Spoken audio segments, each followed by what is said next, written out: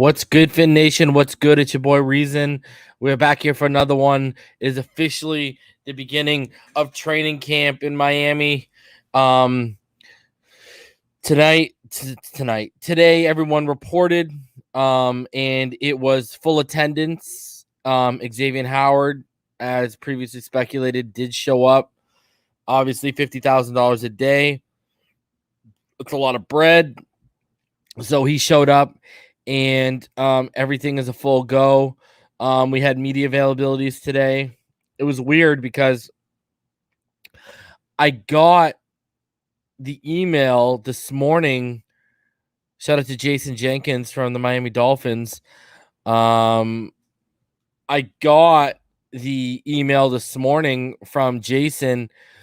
And if you guys don't know who Jason is, Jason, first of all, he's a fantastic person. Second of all, he's the current senior vice president of communications and community affairs with the Miami Dolphins. And he sent over the information.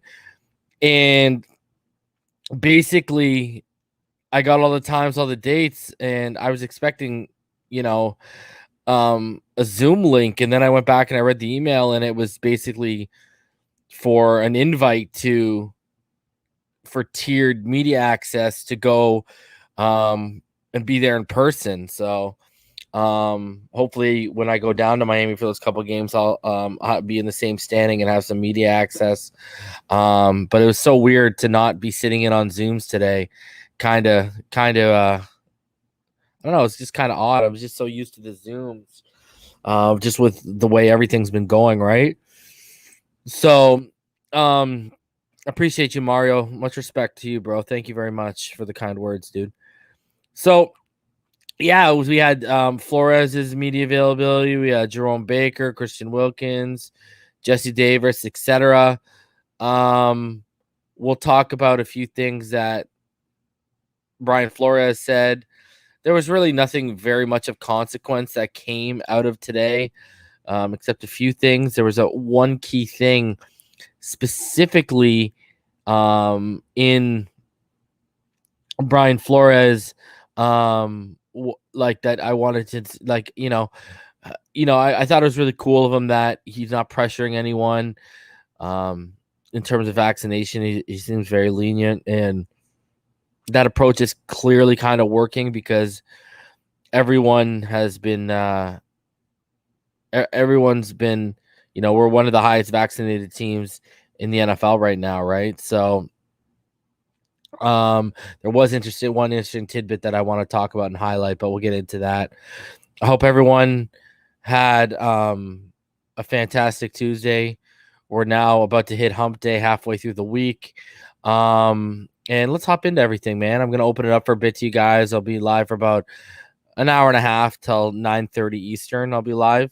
Just because I got some stuff I got to do after the show. So, and I will be going live around 8 o'clock each night, just so everyone knows. Every day of training camp, I'll be going live around 8 o'clock, just so you know. And if there's camp on the weekend, then I'll be going sometime probably earlier than that when we're on the weekend. All right. I want to start off with a non-Dolphins topic too, because I found it kind of hilarious. Zach Wilson did not report to camp today because Zach Wilson, as you see by the title here, absent from start of New York Jets training camp with contract still unsettled. And then it says New York Jets players reported to camp on Tuesday morning, taking the first step towards regular season. But one player, arguably the most important player on the roster, was missing, quarterback Zach Wilson.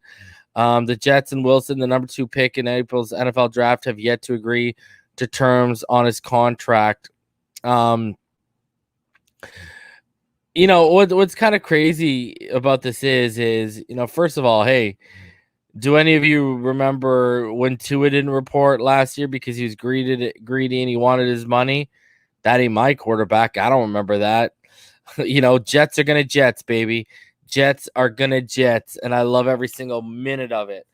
And I hope y'all remember when Brady Quinn was holding out with the Browns, and then when he showed up at Cleveland, he was charging people to sign footballs and such. Like, man, get to work, bro. You're a rookie. Look at us. So Zach Wilson, Jets are going to have Jets problems. I love every single freaking minute of it. It's a beautiful thing. Everything, the world's spinning the right way when the Jets are having problems, even when they are doing some things right. Like, y'all know how I feel about their hiring of Robert Saleh. You already know how I feel about the hiring of Douglas last year. I said they're going to start getting things in order. Drafted Mekhi Becton, had a pretty good draft last year. Drafted Ashton Davis, the safety that I wanted. And then they had a pretty good draft this year as well. Zach Wilson, Elijah Moore, et cetera, et cetera. So, Jets are going to Jets, baby. And last I checked, my quarterback wasn't like that. So, hey, enjoy that. It looks like the New York limelight is already getting to the head of Zach Wilson right now. He already thinks he's bigger than he is. So enjoy it, man. You haven't played a snap of football, but you're out here worried about your paycheck, bro. Give me a break. All right, let's keep going. Speaking of rookies and signing their deals, in case you guys didn't hear today, well, it's now official. Liam Eichenberg put his pen to paper and signed his rookie contract today. This now means the entire 2021 draft class has been sewn up and signed, and it's clearly evident that this is no coincidence, that this is where Benardrick McKinney's money was allocated to, making sure Javon Holland, Hunter Long, and Liam Eichenberg were taken care of. They now are. So you got to love someone showing up, being a team player, especially a new guy like Benardrick McKinney. And shout out to Liam Eichenberg for getting that paper and also shaving his head so the Mr. Incredible comparisons will stop. Appreciate you, Liam. Thank you for getting that done, man. So now we can move forward. Full attendance. Everyone's there. Beautiful thing, man. Take notes, Zach. Take notes, buddy. So good news, good news, good news. Now let's get into everything today. First things first, for all of you wondering when pads are going to be coming on, full pads come on day 6 of camp, which will be next Tuesday. So be prepared. These players will be padding up. Everything will be a full go next Tuesday. Until then, it's going to be conditioning, drills, all that kind of stuff. If everything happens, if anything happens of significant, obviously we'll talk about it here, but expect a little bit of a slow build towards next Tuesday. So basically it's day 6 of camp, but it's 7 days from today. So set your clocks. Countdown is on, baby. We are not too far away. So I cannot wait. For full pads to come on and for us to start being able to dive a little bit deeper into things, talk about how these players are looking, et cetera, man. Just the sound of pads cracking up against each other and helmets cracking against each other and on helmet on helmet and on pads, even though I don't condone helmet on helmet. It's a beautiful thing. I cannot wait for next Tuesday. And I gotta say, I'm wishing everyone a happy, healthy, and safe training camp. And that goes for every team in the NFL, because you never want to see players lose paychecks, have careers jeopardized, miss games.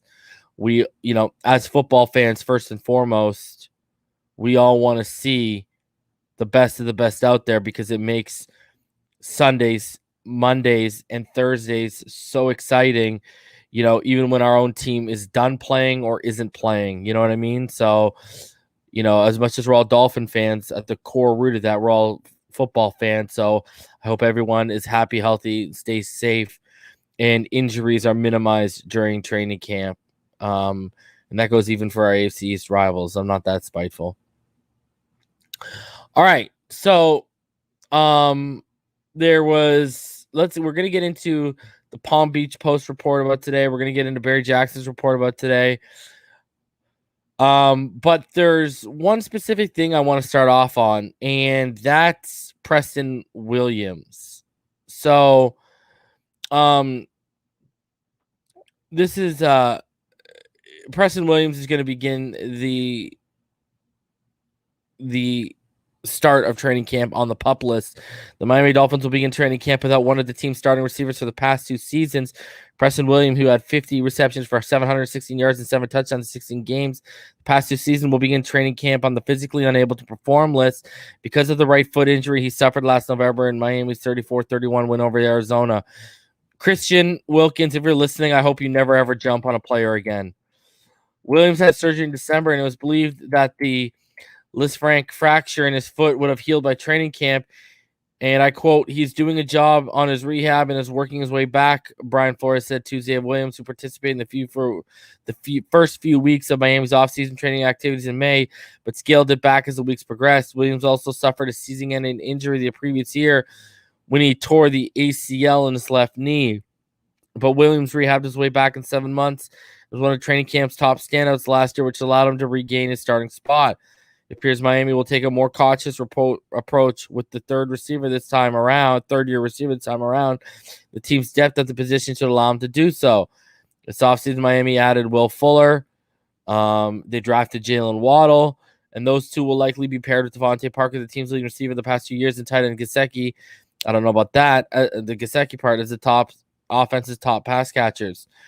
Where Williams fits into this offense is unclear at this point, especially because of the return of Albert Wilson and Allen Hurns. Receiver happens to be the Dolphins' deepest position, as 10 players could potentially make of 10 players. Put it in the comments right now. How many receivers do you believe the Miami Dolphins are going to carry? And if you believe Preston Williams is going to start the season on the PUP list, hit that in the comments right now. How many receivers are we carrying into the regular season? Will Preston Williams be a full go? Let me know in the comments right now. Receiver happens to be the Dolphins' deepest position, as 10 players could potentially make the team's 53-man regular season roster.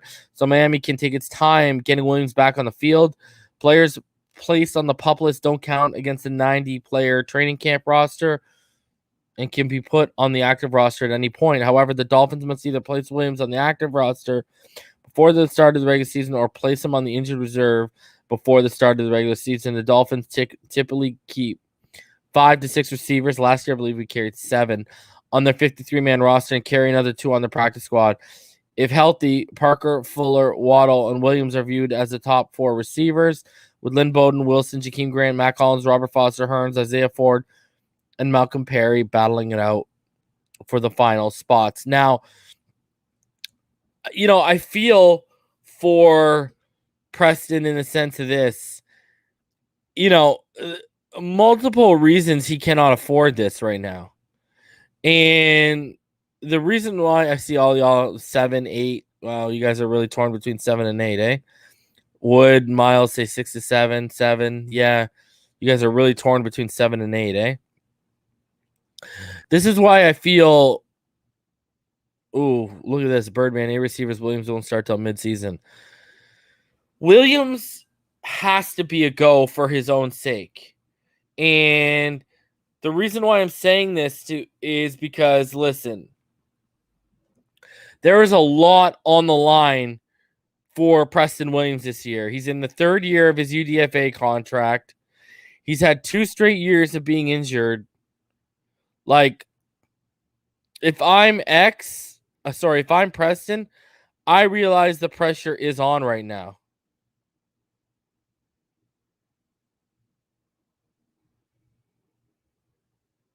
Wow, people. Oh my God. Guys, Xavien Howard has formally requested a trade, everyone. Wow. Wow. Oh my God.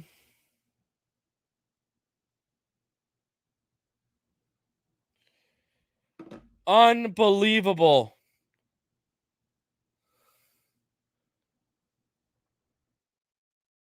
Xavien Howard has formally requested a trade.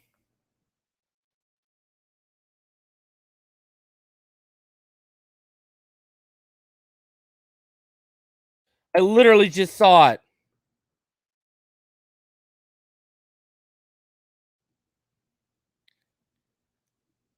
Wow, people. going to bring it up for you right now. Here we go.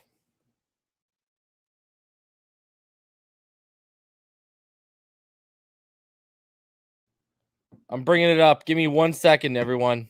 1 second. I'm bringing it up so you guys can see what I'm talking about. Xavien Howard has formally requested a trade from the Miami Dolphins. Unbelievable.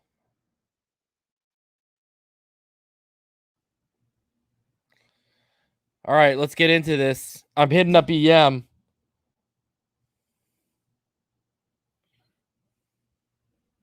I told y'all this was coming. I told each and every one of you he was going to request a trade if they did not get this handled.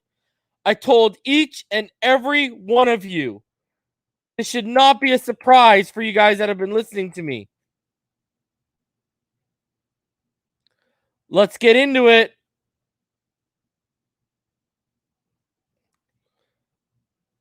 All right, people. Here we go.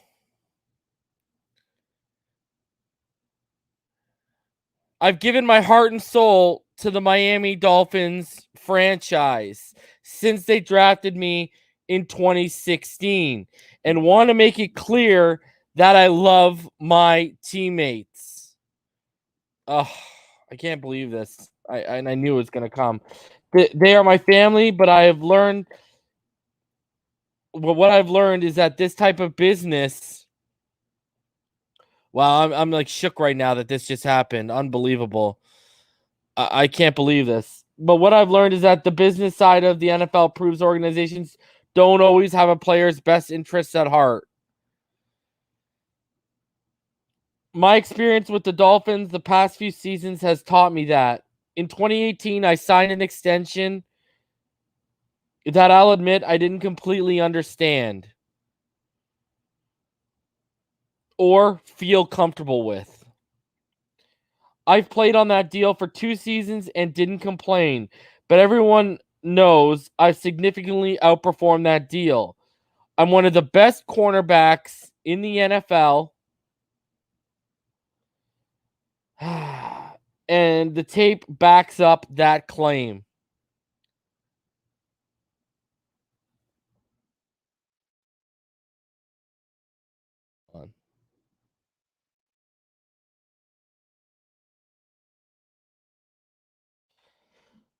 I've played on the deal for 2 seasons and didn't complain, but everyone knows I'm significantly outperformed the deal. I'm one of the best cornerbacks in the NFL, and the tape backs up that claim. The assignments I'm given, shadowing the opposition's best player with little help, proves my value, my worth.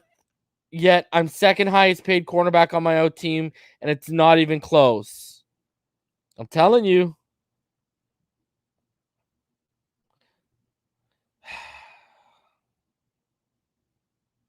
These guys playing with fire like it's some joke. I want to clear some misconceptions about my situation. My agent, Dave McCann, and I have never once asked for a completely new contract. We wanted things to work out with the Dolphins and brought solutions to the table, like guaranteeing more money that we felt were win-wins for both sides. These were proposals of adjustments that wouldn't just make me feel more respected, but were cat family. But the Dolphins refused everything we proposed. This is why I don't feel this organization has dealt with me in good faith. I don't feel valued or respected by the Dolphins. Just like they can take a business first approach, so can I. That's why I want to make it clear I'm not happy and have requested a trade. Until that trade happens, I am here so I don't get fined and will handle myself like professionals do.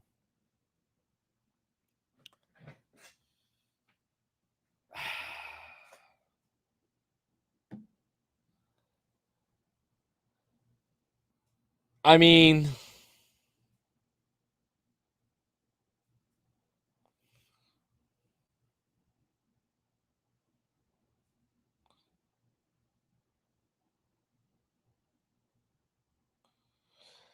I warned everyone that this was coming.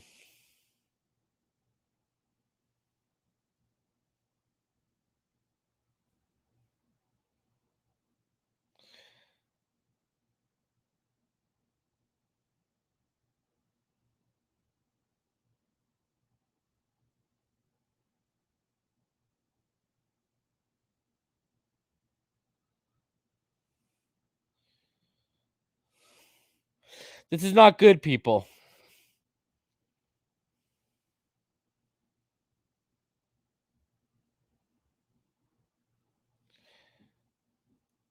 I don't know what to tell you.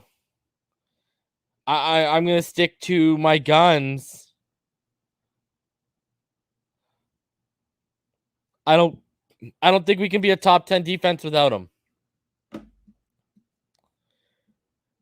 Everyone thought that everyone wanted to push it off. Everyone wanted to just basically, I don't know. Everyone's like, oh, just make him hold out.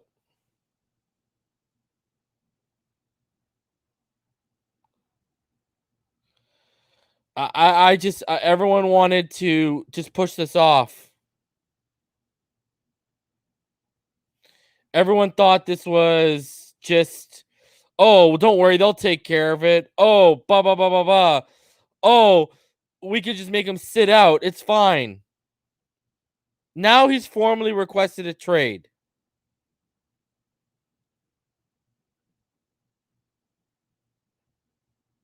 We are going to lose our best player on this team now. Sad thing is, we all said guarantee him more. X had to make this statement because our front office would have tried to paint him as the villain. Marino's GOAT. He just said the same thing you and Omar have been saying. I told all of y'all.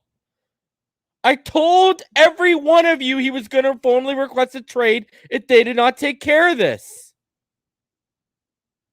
I warned everyone that this was going to go down this path.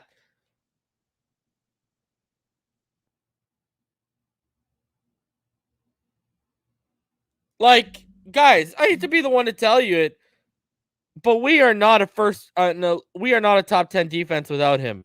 You cannot convince me otherwise. And anyone who says we are, you're projecting. Like, you're just projecting. You're.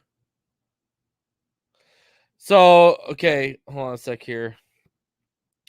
Get your ass up here, bro. I already hit you. I hit you with the link. Check your Twitter DMs, bro. I got so much going on right now. People hitting me up. Yo, send me the link. Klump's about to roll through. This is bad news, man. I mean, what are we gonna sit here and say?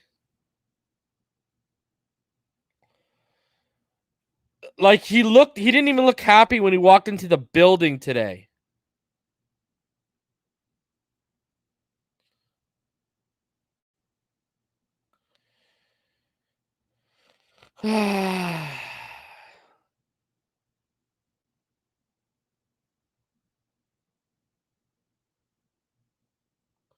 He did not even look happy when he walked into the building today. And I said to myself, I'm like, you know what? This guy looks like his life is not in a good spot right now.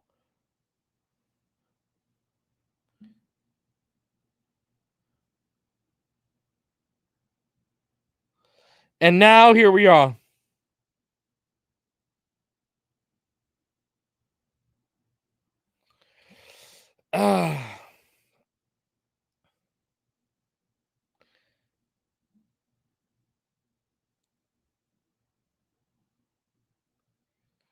Like, you know, and everyone thinks this is going to be, you know, everyone's like, because here's the thing. Now that he's formally requested a trade, teams now know he wants out. It's like 110% sure. This is my issue. If you had been dealt with this behind the scenes, you could have quietly got your package and moved on. But now,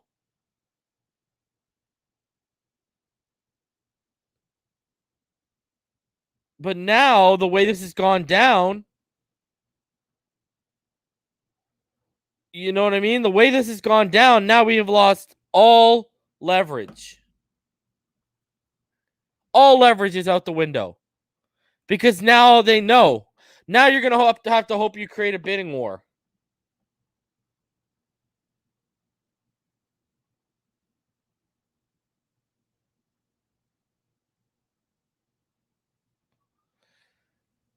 And my whole thing with this now is, now that teams know he wants out, what's his value?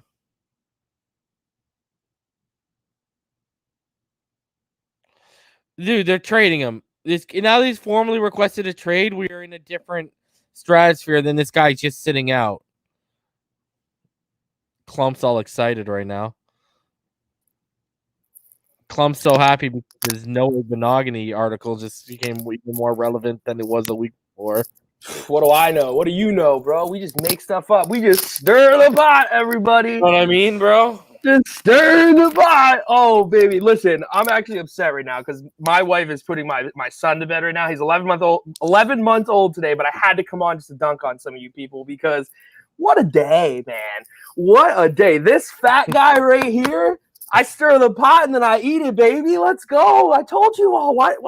What do I have to gain by lying? Explain to me. Nothing. Go read my No Egg Monogamy article because guess what? That's going to be the outside corner. And everyone tell me, oh, no way, Xavien LeBlanc matters. Get ready. He might be that starting slot corner. They signed him for that exact reason because they need Noah on the outside. Jeez, this is crazy, bro. Bro, you really believe this can be a top 10 defense without Xavien Howard? No, not this year. But you and I talked, I don't know if we were on air. I think we talked privately about this. I think that this is the best move for the Dolphins because they're not going to win the Super Bowl anyways this year. Let Noah take his lumps this year and progress that defense. I mean, you're going to have Jalen Phillips progress as well. Get that defense good and go for 2022. That's going to be the year, in my opinion. 2021 is not the year, Dolphins fans. I know that everyone wants to come at me and say that I don't know what I'm talking about, but I know what I'm talking about. So let me ask you this. The really interesting part is where he talks about how they sat down to the table and they said they would up the guaranteed money. You know what I mean? Like they would make situation more cap friendly, and the Dolphins wanted no part of that. Yeah. Like, his statement kind of paints the Dolphins management in a stubborn negative light. Am I wrong? Yeah, I mean, it makes the Dolphins look terrible. I don't know how people don't think the Dolphins look horrible here. So, do you think this happens before the regular? And here's another question I got for you. Is the leverage now all the leverage everyone thought the Dolphins have out the window? No, I don't think so. Because if you look what Jalen Ramsey did to the Jags, I mean, it was literally week 3 of the NFL season, and this guy was faking injuries to get traded. I still think, though, and honestly, I don't want to bring up the Deshaun Watson stuff. I'm not in the mood for all this. But Deshaun Watson, if his whole new 2 extra cases and all that slows down the Eagles-Houston talk, Philly's going to have some picks, and it might make a lot of sense for them to go get Xavien Howard. Dolphins and the Eagles trade a lot, too. I'd watch for that. And I'd watch for Fletcher Cox to be one of the guys coming back. That's a lot of money, though, on Cox's deal, huh? They'd have to restructure, and they'd extend him and stuff. It would all get worked out. I'm telling you, both guys are going to rip up their contracts and give them new ones when they get there. Well, I would hope so because Cox is due a lot of money. Yeah, like $20 million this year. He's the number one paid defensive tackle in the NFL, I believe. And what is he, 31, 32 right now? 31. Still playing at a Pro Bowl. He's still him. And dude, if we're gonna see more 4-man fronts this year, him next to Raekwon in the interior is disgusting. Like, let's be honest with ourselves, bro. What does your gut tell you? Do they do what the Jags did and try to stay pat even after the requested trade? I don't think so. I think if they're smart, they tell him to stay home. They don't even let him in the building anymore. I'd tell him stay home, and I'd wait for a trade partner. You don't want him anywhere near any of those young players getting in their ears. You don't want any of that. And clearly, like I know it makes the Dolphins look bad, but this matches what we've heard is that like Xavien Howard was not happy. Like you don't want him there, not happy. And he literally says, I'm pretty sure verbatim, I'm not happy. So stir the pot a little more, why don't we? But you know it's crazy too, bro. Like I know you watched Flores' media availability today, right? I did not, bro. I was off the grid today because all these fools coming at me, bro. It was crazy. I wasn't even in the mood for any of these losers. So I'm gonna tell you what. Okay, so this is the question he was asked. I know you're probably pleased to see Xavien Howard is here. If you're able to share this, have you and General Manager Chris Greer and Senior Vice President of Football and Business Administration Brandon Shore and President and CEO Tom Garfinkel have decided whether to make an adjustment to his contract? Is that something that's unresolved? Is there any concern with any potential trade request for him? You know what Flores' response? We're excited to work with X and all of the players that are here. Those conversations with X's reputation representation, Chris Greer and myself, those will, like always, be internal, confidential, and it will always be that way. We'll keep it that way with all players, but we're excited to have him. I'm excited to work with him. He's a great player, and I look forward to building over the course of training camp. So just lies, just all that fluff, baby, all that fluff. And listen, he would never lie to us. Brian Flores tells the truth. He doesn't lie. He never lies. Everything's all good in Miami. Xavien Howard they must have forgot to give him his lollipop when he walked in today. That's what happened. They had to have forgotten.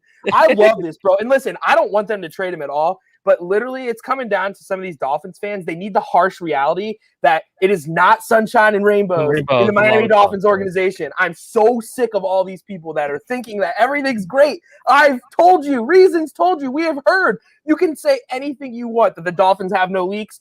They have leaks. And you know what makes it even crazier, man? Some of this Xavien Howard stuff that I've heard is from the same people that told me that the Dolphins want Deshaun Watson. So, like, you know what I mean? And, hey, here we go again. But we don't know what we're talking about, bro. It's all rumors, bro. It's crazy, bro. It's crazy. Dude, I just – and FinsFan23, Donuts 5 to say this. Greer and Flores look like amateurs. Now we're forced to take pennies on the dollar like with Minka. Second-class front office. Well, and you know what? You know what's so great? I love that. That is a great comment. And you know why? I plug my articles every now and then. You know, shameless plugs all the time. But did I not write an article that said the Miami Dolphins should trade Xavien Howard before training camp starts because it's going to get ugly? And everyone said, no, you're wrong. It's all good. He's going to show up and he's going to play and be happy. Like, you're all idiots that argue with me. Literally all of you. Don't worry. I have a full plan tonight. My wife and I were watching Better Call Saul. I'm going through and I'm replying to every person that called me an idiot tonight. And I'm going to make a point to let you know that I'm ready for my apology. You can just send it on the Notes app on the iPhone. That works for me. Send me a little sorry. It's all I want. Dude, the Dolphins botched this so bad that he shouldn't even have showed up today. You know how dumb they look? And then you just said what Flores said? I mean, this is terrible. This is just so bad. The Dolphins' dysfunction is so bad, man. It really is. And hey, don't blame me, but it reminds me of the Eagles' dysfunction. It really does. Maybe I brought it with me. I don't know. It's like it's insane, thanks, bro. Klump. I mean, everyone blame Klump. Go cancel him on Twitter right now. They probably will. They probably will all blame me. And I just like how, you know, I can picture, you know, Dolphin fans tonight clutching their little teddy bear, whispering sweet nothings into the ear as they try to fall asleep and hoping that teddy bear is going to whisper sweet nothings right back to them to make them feel better. You know, I'm sorry. This defense is not, you know, here's the thing, whether you like Noah Igbinoghene or not, whether you expect things from Noah Igbinoghene or not, you're not going to get a quarter of what X provides. No shot. In his first year as a starter. Like, this is my thing. Everyone's just, oh, well, you know, it's Noah time now. Well, now, bro, dude, you guys are just like constantly with your aqua and orange colored rose glasses trying to make yourself feel better. It's okay to sit back and say, this isn't good. This is a negative impact. Like, no one's going to chastise you. Don't worry. Me and Klump will take all the lumps because that's what we do. You can sit back and you can say, oh, crap, you know what? They were right. And now it's a matter of where. So I just... And when. And honestly, the when could be what screws Miami over more than the where, just because now they're just holding on to him. You know what I mean? Like, it only... This is what I tried to explain to people, and people just couldn't comprehend it. Even Alf is tweeting at me right now, still saying, make him retire. That is the dumbest shit I have ever heard in my entire life of covering the National Football League. Why would you get nothing for him, bro? If you make X retire, not only is he not starting now, you get nothing for him. He said, don't take 60 cents on the dollar. Right now, you don't even got $1. You got to take what you get. That's what I was trying to explain to people, that this was going to happen, man. It's so crazy. It's like, people live in La La Land, dude. They really do. They just can't take their Miami Dolphins glasses off for 1 second. You don't even have to be a football fan to understand what's going on here. It's easy. It's so easy. Dude, and it's bad it's bad business if you don't get rid of him, man. You got to get rid of him. Yeah. Brian asks, how can you sign something that you're not comfortable with? And he's obviously referring to when Xavien Howard said, when he talked about his contract, and he said, my experience with the Dolphins the past few seasons has taught me that in 2018, I signed an extension that I'll admit I didn't completely understand or feel comfortable with. What do you think he means by that? I think that's a fair thing. A lot of people don't understand. NFL players don't understand contracts like this. It's not like they sit down and they read legal contracts. What I do for a living, actually, outside of getting harassed by Dolphins fans for being fat, is I edit contracts like that. And it's so complicated, some of the stuff in there. It's unreal. And that's why they hire agents. But the problem is some of these agents are slime balls, man. They're these terrible people. And all they're trying to do is get the quick buck, because X's new agent right now, I guarantee you this is a bad situation in general, because his original agent is the one who got him this terrible deal.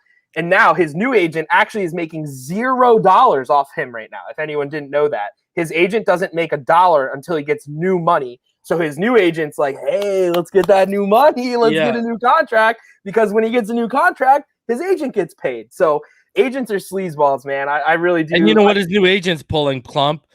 I read through the contract. He shouldn't have had you sign this. You know what I mean? Yep. It's crazy, man. And it's honestly a shame that some of these players get ripped off like this. That's why you've seen, it's not going to happen to an extent of craziness, but you've seen some players start representing themselves and trying to get outside counsel with some ideas, but representing themselves. I think Richard Sherman, obviously that's an awkward situation. There's players that negotiate their contracts by themselves, because these agents, all they're doing is stealing money. They steal money. There are some good agents now. I do like some of the agents in the NFL, but just saying, not that I talked to any agents and, didn't know any of this stuff was going down, but hey.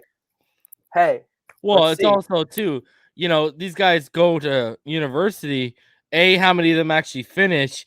B, how many of them actually go to university for a law degree? Okay, because that's basically what you need for this. It's law, yeah. It's tough, dude. It's language that is purposely vague sometimes by teams, and I'm telling you, man, it's crazy. Andrevius Shaw, I'm gonna cry. X is too valuable, and I feel like him posting that brings his trade value down on top of this. I don't think it's going to affect his trade value as much as everyone thinks, because I've known teams already know they were trying to trade him. A lot of people have this shock. Oh my God, now he's getting traded. Trust me, this has been known. The Dolphins knew. This isn't some crazy thing. Teams have been calling. Reason and I have been talking. It went from Derek Barnett and the Colts pick to now possibly Fletcher Cox in a later round pick. The Eagles are trying to get him as well. It's not some fake thing. Teams know that Xavien Howard's not playing in Miami. I've tried to tell so many people, but I am just stirring the pot. That's all I'm doing. Let me ask you this, bro. Okay, so obviously we've talked about Brian Flores and his inability to basically get the offensive side of the football down with coordinators and the offensive line, et cetera, et cetera. This is now we understand Laramie Tunsil, the money issue, obviously, right? Well, not the money issue, but, he was going to be due for a contract soon, but also the capital they were offered. Minka. Yeah. Now, I've been told privately, basically what was going down was it was between Minka and X's girl. He was getting a little too friendly with X's girl. X stepped in. They had a conversation. X told him to back off. Minka went to Flores and formally requested a trade. That's how that all went down, okay? And they covered it up with the whole position thing. Now, Xavien Howard. These are 3 all-pro talents. All-pro, not Pro Bowl. All-pro talents that are going to be gone heading into year, 4? No, 3? What are we going to year 3 now? Flores, 2018, so 3. Yeah, so now we're going into year 3. We're averaging 1 all-pro talent getting shipped out per year. Is this an indictment on not only Flores, but the front office being stubborn and not making things work?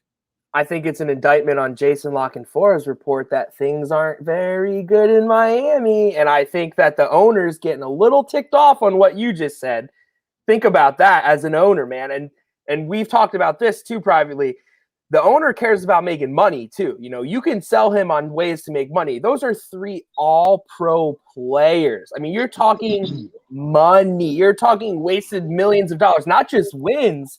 You're wasting money getting rid of these guys. Like, it's insane to me. I don't know. Again, this goes back to the whole, the Dolphins, everything's great, everything's good. Like, what did you just say? Look at those players you just named, man. I mean, you can lie to yourself every night before you go to bed, but when you wake up in the morning, the same shit still keeps happening. Like, it's crazy to me. It's so crazy to me. It's going to be interesting, man. I wouldn't be surprised. I still think the Dallas Cowboys. I know I stole your take, you bastard, but I still think the Dallas Cowboys are a team to watch. I think the Chiefs are a team to watch. I wouldn't be surprised whatsoever if the Eagles make the deal. And honestly, the Cardinals, obviously, with Chandler Jones, that seems like it was a little bit of a forced thing. I kind of mentioned that to you in our DMs with Sorty. Like, that just felt so forced, and like the whole Xavien Howard stuff coming out, like it felt like that might be the match made in heaven. We might be getting Chandler Jones back, so we'll see. It's just crazy. I don't know. I mean, I wish I could say I'm surprised, but literally Reason and I, it's not like we don't just call each other. Like, people don't know this. Like, Reason and I call each other on the weekend. It's not like we're just like having fun, dude, like lying to each other. Like, I called Reason, 3 weeks ago? I said, yo, Xavien Howard's getting traded. And he's like, what? Like, I don't just call Reason for fun. I didn't just lie. Like, what are we getting out of making that up? No, shut up. You know what I mean. It's crazy. What up, EM? What's up, EM? What's going on, fellas, man? All right, how are y'all today? We're gonna give EM the floor. I just got to get through these because I had 3 come in. No. There's no need to give EM the floor. Not on this one, bro. Philip Leduc donated 5. He said X traded for a first rounder would be an encore major mistake. Bama DB. Texans trading Watson for a load must be by now a joke among NFL insiders. Tony says there's more than one way to play defense. We have the personnel to take a different approach, right? Me and EM have an actual show idea that it looks like we're going to have to get our asses in gear on that one. I know, right? Shit, no time to hesitate. And then Brian says, with the trade request now in place, what's X trade value in terms of return compensation to the Fins? And Klump's kind of said that he doesn't think this affects his trade, especially if you got teams trying to bid against each other, right? Yeah, and at the end of the day, you can, hey, he demanded a trade now. We're not going to send you as big of an offer. They're just going to say it's Xavien Howard. If you want him, give us your offer. If not, we're going somewhere else. Like, it's pretty easy. Yeah, they're gonna get a good. The haul is not gonna be what like people think. You're not getting Ramsey or Adam. That was never gonna happen in the first place. Like, that's what's gonna make me mad. I'm sure they're gonna get like a first and a player or a second and a really good player, and people are gonna be like, oh, they got fleeced. Like, no, dude, they didn't get fleeced. Yes, Howard had an unbelievable season, but there's a lot more that goes into it. Like, there's a lot more than people think. Shout out to Todd Beards. I told you this reason they ignored him. And if you didn't know, Klump, Todd's a good friend of Omar Kelly. Oh, I think you did mention that to me. Yeah, actually. So, yep. And you know what's crazy, bro? I retweeted it this morning. I don't know if you saw it, Klump. I probably didn't. I tweeted out. I retweeted what I said a couple days ago after I had the conversation with Todd, and basically I said, not surprised X showed. I said it here in this tweet. That's what the belief was. Now let's see how the rest of this tweet and situation unfolds, because I'm hoping for a positive outcome. And the tweet that I said was, 1, the Dolphins haven't even come to the table with Howard to discuss the parameters of a new deal or more guaranteed money. The belief is X will show up to camp, and if the situation doesn't work out, relationships will be severed. Wait, dude, you just made all that up. You're some guy on YouTube, bro. Give me a break. That's all fake, right? It must be fake, bro. What do I know, bro? Like, even, it's so crazy, bro. Like, some of the stuff that you tweeted is like verbatim in his agent statement. Like, that's crazy, dude. I love it. Shout out to all the YouTube fans. Well, Travis, what's his name? Travis with Cuck Mountain, posting Reason and I on Mountains. Guess what, buddy? You can post whatever picture you want. We're gonna keep making money and doing things right, baby. Mwah. Love you, buddy. Thank you so much, Travis. Can't even post your real picture on Twitter because you're a loser. Wow. Man, these people are crazy. I Let love them it, have dude. it, baby. And listen. Reason and I argue all the time. I don't know if people understand this. Reason and I go at it all the time. EM understands it. But like, No, absolutely. dude, it's all love and fun. Like, I will never. Reason and I have gone at each other, like privately. People, we go at each other all the time, but we respect each other. You know why? Because what we're doing, we know we're like actually working hard. All these people think we're doing nothing. We're just these fake people. It's crazy, bro. And you know what? Again, I don't want X to be traded. But this adding validity to the things we say, it just makes me, I'm going to go upstairs, I'm going to pour a nice glass of whiskey, and I'm going to freaking sit there, and I'm just, thank you to all you people. You made my night. I appreciate you all. Fins for Life donates 5. He said he's an arrogant self-over team, and if you have to worry about your girl like that, you better start throwing that shit down, bro. Damn. Tagovailoa, the Dolphins took a gamble on X, a player with a history of knee injuries. How was that a terrible deal for him? All right, EM, you read it, obviously, right? You read pretty much. Where are you at? Because basically, I know you heard everything I've told you privately. You've heard everything I've said publicly.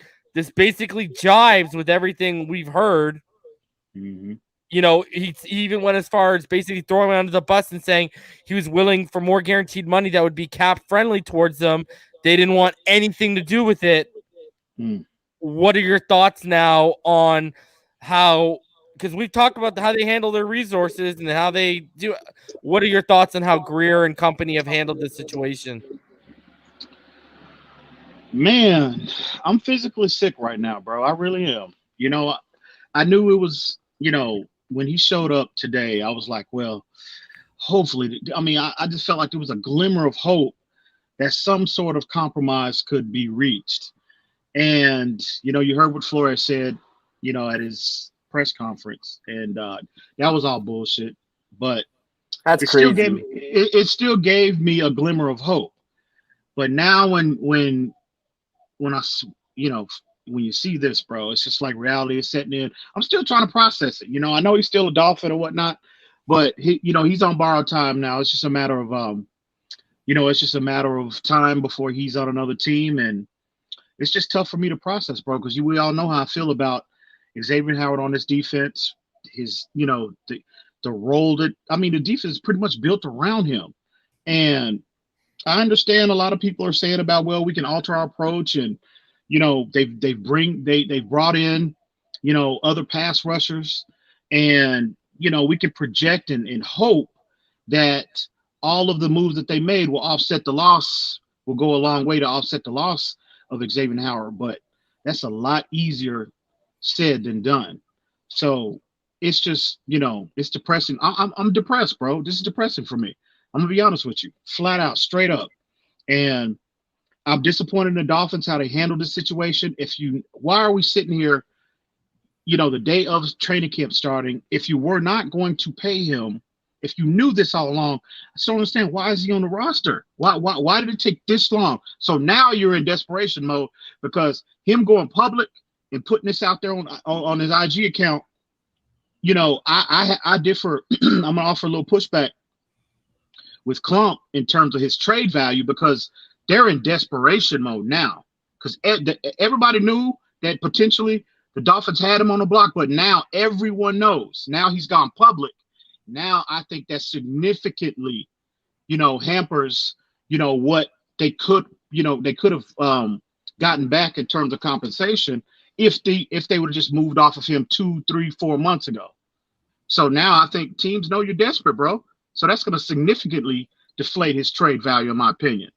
So I think they bumbled it. Again, I just have to ask the question, why is he still on the roster? So at the end of the day, bro, it's I understand both sides. I'm upset with the Dolphins for the way they handled the situation. I understand Xavien Howard's side of it. And I'm not mad at Xavien Howard at all. But I'm just, I just wanted him on this team this year. I wanted to be at full capacity. I wanted, the offensive weaponry, that the pieces that we brought in the offseason. I wanted the defense to remain intact. And, I wanted, week one, bro, we were at full capacity, had all our players back, everybody healthy. And now that he's not going to be on the team, bro, I just think it's going to significantly weaken what we want to do defensively, schematically. Reason and I have multiple conversations about the extra possessions that Xavien Howard brings when he's healthy, that he's given to the offense. It's going to get, now you have to, we don't have that at our disposal now. We don't have it. And now I think it's just going to add additional pressure to the offense, which, they're under enough pressure as it is. And so it's a lot of uncertainty. We already had a lot of uncertainty going into this year. This just adds to that. And I don't think that's a situation you want to be in from a coaching standpoint, going into this year. And not to say, I don't want to sit up here and paint a gloom and doom picture on the outcome of the season, but I just think, bro, it's going to be tough, bro.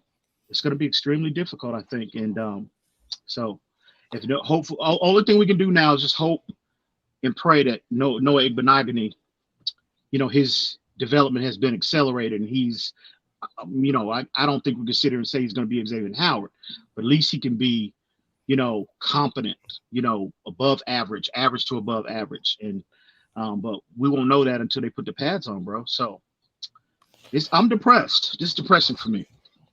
Fins for Life donates $5. Said on vacation, bro, just checking in, fixing to go down to the pool, going to try to throw down some of this down here. Room 605. Keep doing your thing, reason. So there you go. You can find him at room 605. Logan, you got to pay your best player X. It's seriously unfortunate it went down this way. Like Todd said, it was where they weren't even talking to him. Shaking my head. Okay, clearly the Byron Jones was a sticking point. I mean, he mentioned it in this statement. Like, is there any excuse, especially with what you want to do defensively this year, how deep you want to go, where you think this team is, for not taking care of him? Like, is there any viable excuse, especially when he comes out and says, I was willing to restructure and take more guaranteed money that'll alleviate cap. Like, is there any viable excuse in your guys' mind that, in my opinion, none, that they can throw your way? Absolutely none. Me as a fan, I don't want to hear nothing Brian Flores and Chris Graff say about in regards to this situation. Nothing. None. It could have been a compromise. It could have been, and that's why I'm physically sick right now, because we didn't have to be here. We did not have to be here, bro. And again, if you knew this all along, why are we sitting here the day of training camp opening up and he's still on a roster? It kind of sounds like the higher ups have an ego problem. I don't know. Guys, I'm dropping the link for BallGame only, so I will only allow BallGame to come up here right now. FYI. Anyways, so BallGame, there's the link. Go ahead, Klump. Sorry to cut you off, bro. No, I was saying it sounds like there's an ego issue, like a pissing match. Like, oh, we're better than you. We're not letting you do what you want to do. And I want to say this because people are arguing with me still on Twitter. They really don't understand how this works. And Alf, again, bro, I don't know Alfredo, what's his last name? Artiega. I'm not trying to bash anyone right now, but Alf, they own his rights for 4 more years. The Dolphins have leverage. Fans, any fan that wants to argue with me, I don't care. You can call me fat, you can call me stupid, whatever you want, but please, for 1 second, think logically.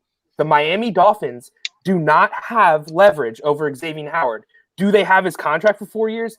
Yes. But what does that get the Dolphins if he doesn't play? Nothing. That is not winning for the Dolphins. That's ego beating Xavien Howard. You want the Dolphins to beat Xavien Howard and, make him retire. Wow, nice. You made Xavien Howard retire. Right? Now you got no value for him and literally just wasted. You could have got something for him. They have to trade him. That's what I've been trying to explain to everyone is the leverage is not how people think. The Dolphins have leverage technically over Howard, but that's not leverage over the situation.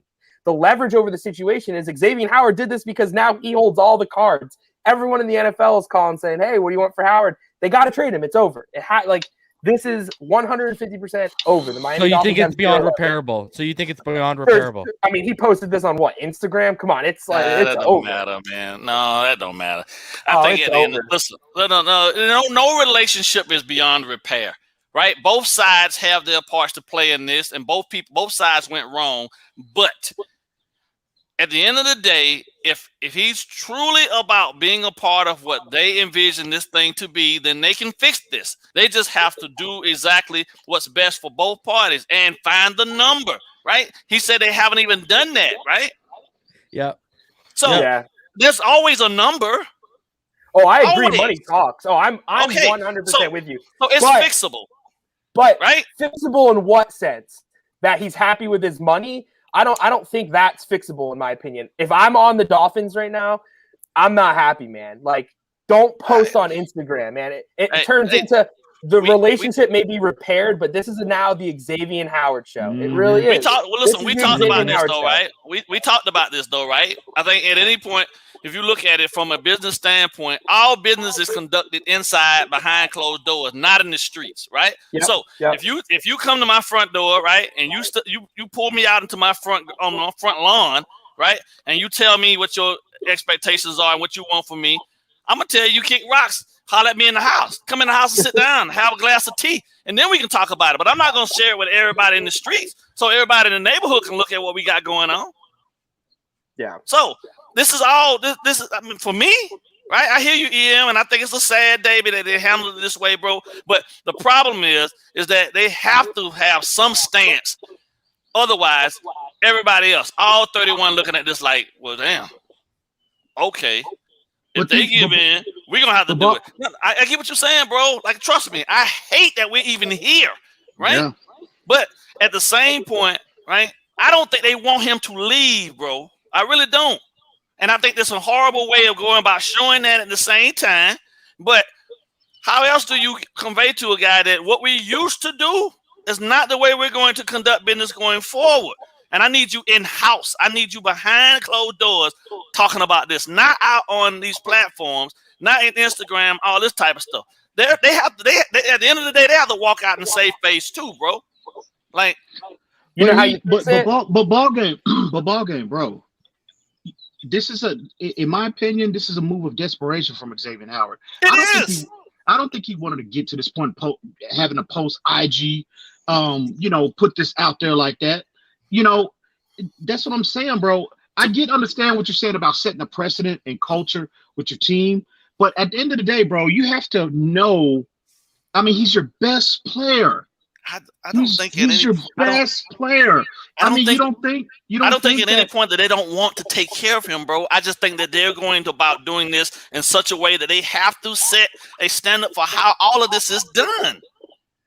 When was the last time you ever heard of any whether it was good in negotiations or bad negotiations with Bill Belichick being done in the streets, bro?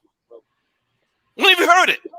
Come on now. This is all I'm going to say to what you're saying. I agree with you in a sense, but if that's what the Dolphins and Howard ended up wanting to do, I mean, they've had all off season. Like, this is what I've been trying to tell people is this would be done already. It doesn't take as long as everyone thinks. All they have to do is invite them in the house and sit down, find the common ground, find the respect. Obviously, they're not going to get there. They wouldn't have let him show up and do what he did today. That's why I think it's boiled over. Like, this would have been, I mean, they've had since last offseason. Everyone knew X wanted more money. I mean, everyone. And I agree. But they don't have to. That's the whole point. They don't have to just yet. There's nothing stating that they won't. Did you see what he said, though? Yeah, do you see what Xavien Howard said? Todd warned us. If you listen to what Todd said, what did he say? He feels like he's about to play his third year on this contract, even though it's only been kicked in for 1 year. And the reason why is because he signed it in 2019. So that's why he said, I've played 2 years on this contract already, even though technically it didn't kick in. It didn't kick in. Well, yeah, but I get it, man. I still have faith that they'll sort it out, bro. You've been around players. You've been around players. You totally probably understand what he's saying to BallGame. Yes, I do. I do. How he didn't feel comfortable and he didn't truly understand what he was doing when he signed that contract. Yes, exactly. I understand all of that. I've read this thing now 5 times over, bro. And I truly understand it from both sides, which is why my heart bleeds for him. My heart bleeds for him. Too. You know what I'm saying? Truly. Like if I gotta pick a side, I'm on his side. But I also know that with this new regime, and you got a head coach that came from that damn New England tree, You don't have to do this. This thing's gonna have to be done certain ways, and you can't do it the way he did it. But BallGame, no. Well, okay, if you're the player, and obviously Xavien Howard and his team have reached out to the Dolphins multiple times, I'm assuming. Yes, probably so. Okay, so if the Dolphins are not willing to engage, bro, I mean, what alternative do you have if you're a player? But they don't have.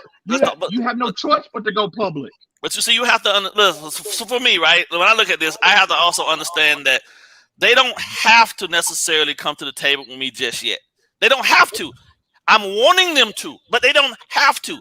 And if by some particular reason they have in their crowd that maybe, just maybe, we need to see what he looks like in a couple games this season. I mean, there could be all these different speculations, bro. But like at the end of the day, right, Xavien Howard hasn't played 2 full back-to-back seasons healthy, right? So the Dolphins also have to look at it from their point of view as well. Like, yes, you had an extraordinary 2020 season, but there's no guarantees that we'll get that from you or anything remotely close to that again. So we also have to say to ourselves, let's just ease off a bit, take a look at it, and let's say, okay, we can take care of him down the line. Just show up. Show up in good faith, right? Let's clear up all the misconceptions. Let's not do all of this stuff outside of the house, and then we'll deal with it. But him hiring Cantor didn't help him. It didn't help his case, though. So before Ian goes, Damien said after this statement, X is already gone. He's still here physically, but in every other aspect, he's played his last down for us. And then you can add to this after you make your point, EM. Best case scenario, trade for established player or future capital. Go ahead. Yeah, BallGame, I hear what you're saying about, okay, well, down the line, this is not a 24-year-old player, bro. He's 28. So I said it's 17 games in the season, bro. I understand, but bro, you're 28 and you've had knee issues throughout your career. He's trying to maximize his last 2 years. I get it. And so he's not in the mindset of he doesn't have the mindset of, well, I can wait. If he was 24, I can understand that. But no, he's trying to get it now. And again, like I said, I understand both sides, but I just think, it says a lot. We're talking about messages being sent to the team, to the locker room. I think it would carry so much weight if, from the Dolphins' perspective, from the front office perspective, that you're willing to re-engage and sit down and come to some sort of compromise with your best player. You know what I mean? Again, man. What if we go into tomorrow and they call him into the office and they want to give him the guaranteed money? 0% chance. You know why? Because you mentioned this, and now I'm not trying to call you out or anything, but you're contradicting. No, you're contradicting your words though. For the sense, what precedent does that set for the Dolphins organization? Hey, if you go post on Instagram, we're gonna pay you right away. Like Brian Flores, from what I've heard about Brian Flores, you can go ahead and X not even showing up tomorrow. Like, he's gone. He is absolutely gone. You think Brian Flores saw that right now? I bet you any money. Bill Belichick even texted and was like, whoa, he's gone. Like, yeah. Brian Flores tries to be Bill Belichick so much, I don't see any shot that X is back. It's over. That's an unfortunate situation. And it really is. It's over. You gotta go get the best load of capital that you can possibly get then at that point. So and BallGame, you said it best too, though. Like, I'm still on Xavien Howard's side too. How unfair is it that this is what it had to come to? You know what I mean? Exactly. That's what I'm saying. Why would you want to force your best player to resort to this type of desperation? What message is that sending? Well, I don't know, because New England's doing the same thing to Stephon Gilmore right now. So that's pretty crazy, right? It's like literally like no player is going to be above the team. That's what they're saying. Well, I'll say this: until Brian Flores has 6 rings, I'm with you. Bill Belichick can get away with these tactics and playing these mind games with these players. You get no argument from me, brother. Brian Flores has done jack in this league. You get no argument. This type of cachet. You get no argument from me. None. Man. Zero. You get zero argument from me in that. So I'm with you on that. 100%. I'm physically sick, bro. I really am, and it's gonna take us going 3-0 for us to go 3-0 to get over this, bro. Well, I don't know. Think If we about go if they don't get a haul start- for him though. Think if about we if they start only get 3-0, like a I'm good. third-round pick for him. How horrible! Oh, We'll be Trump, alive. don't do that. Don't do that. Literally. Don't do that, bro. Don't do that. Bro, Don't do that. bro. We would Don't be, do that. bro. I mean, really, what leverage do the Dolphins have right now in terms of trade That's what I'm trying negotiation? to explain to everyone. The Dolphins, they'll be able to get a trade still, I think, but they don't have leverage over the situation. So many people are tweeting at me right now saying, "Don't pay Howard for 3 years, 4 years, make him sit." Again, what are you getting out of that? I know, You're beating Xavien Howard. If that's what Miami Dolphins fans want to do, that makes so much sense to me on why they're so okay with being mediocre for so many years. Because, listen, Xavien Howard doesn't get paid for 3 years. The Dolphins don't have any value for him then, and he's still not playing. So now they still have a hole at cornerback. Like, Wow. you need to get something back for him. You got to get a haul. You got to get as much as you can Okay, get. so what are you going back to the question we just had in the last donation? Established player or draft capital? I'm going to say established player. Me too. I still think it's going I to be would Chandler too. Jones. I think Chandler Jones and the Cardinals. Really? No, I think he's too old, bro. I don't think they're trying to go that route. It's just tough, and it's like when they brought in McCourty, I said to Reason that they brought him in because they wanted him to mentor Holland. That's what I think. I don't think they even really wanted him to play. They wanted to mentor Holland. I think that they could bring in Chandler Jones to help Phillips develop a little more. I really do. I think that they're going to try to get that veteran player. And but he's wanted about He a won the contract contract too. too. So you're right back in the same situation. You can give him less money though to come to Miami. One, it's Miami. Two, there's no state income tax, which helps a lot as well. So there's a lot that goes into it. And Flores. Flores. Okay, so what about Donald Salmon- Young? I want to hear you guys' thoughts on this because he has a good point. Didn't the Finns sign X in good faith with the contract extension in the first place? I'll say I this. think so.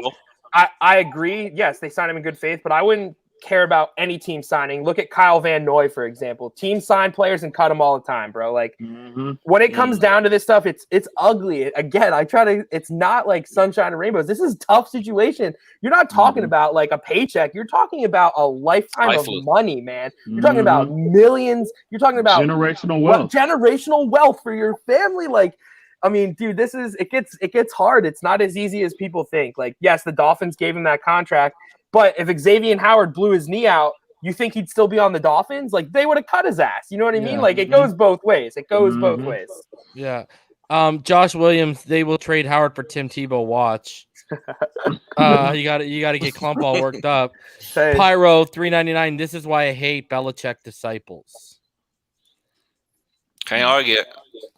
Okay, so I want to ask BallGame's this thought on this. Yep. Let's hear. Yep. Andy M, you didn't answer this either. Okay, we're going into season. What did we come to, Klump? Season 3, right? We're going to season 3. Okay, so we're going to season 3 of the Brian Flores era. Mm-hmm. Now I get Tunsil was crazy compensation. BallGame, me and you have talked privately. We've talked publicly about what we heard between Minka and the whole situation. Yep. Now X, this is 3 all-pro players out the door in 3 years. We're not even going to touch the fact that Tannehill turned what he turned into. Flores should have known that because he couldn't beat the guy. And instead, he just let him walk out for nothing and sent a second-round pick for Josh Rosen. And now they've got Tua, and now they're scrambling potentially for Watson. We won't even touch that part. But 3 all-pro players in 3 years are now out the door. Not Pro Bowlers, all-pro are out the door. What does this say about their ability to maximize resources and whether people like to hear it or not, their stubbornness of not getting things done and not breaking, but bending to players a little bit that have the cachet that deems you bending to them a little bit more. I want to hear BallGame and then EM. You already know how I feel, Reason. I don't think at any point where they are in this process that they've proven. Well, what I'm seeing more than anything is that they're team over individual. No matter how good you are, no matter what your name is, that thing they're going with their team philosophy over the individual player, which to my opinion nowadays is kind of a bad idea. That used to work back in the day, but when you have players, I mean, most organizations are gifted at points and times to have certain players come through their organizations and play for them and be stalwarts at their positions and things of that nature. But when you got, like you say, you had 3 players that were here that have all gone all pro at this point, and they all can potentially be gone from here, that really tells me at that point that he's relying on that whole concept of takes no talent. Like he'd rather do more with less. And that's ego. That's ego. I mean, there's no other way around it for me other than to just put it the way it is. That's ego. That's ego-driven ideology. You know what I'm saying? I don't need the best of the best players to be successful, because I think what I bring to the table is going to be enough to put into them for them to excel, and we can excel as a team. That's what I see. And I think that's going to bite us to some degree because we're too young. You need guys like Xavien Howard to anchor you until your younger guys get up to at least a tier below where he is right now. You know, you need him around, right? He's an anchor for this defense, or the secondary anyway. Having that luxury of him and Jones, man. I mean, I didn't want to have the highest paid secondary, but shit, I understand the importance of it. You got to do what you got to do. You know what I mean? And I get it. You know, from their standpoint, they don't want to be the ones to break contract negotiations and start a different precedent. But like, you're not guaranteed to have another Xavien Howard, especially a guy that you drafted, that you stuck with him through all this other stuff he had going on, you know what I'm saying, through the injuries and through the off-field stuff. And he come out, he played for you like he played for you, and then you turn around, and then now at this point, because unfortunately he went outside of the maybe you didn't even explain to him the box that he needed to work inside of, and he said some things that maybe upset you. You know what I mean?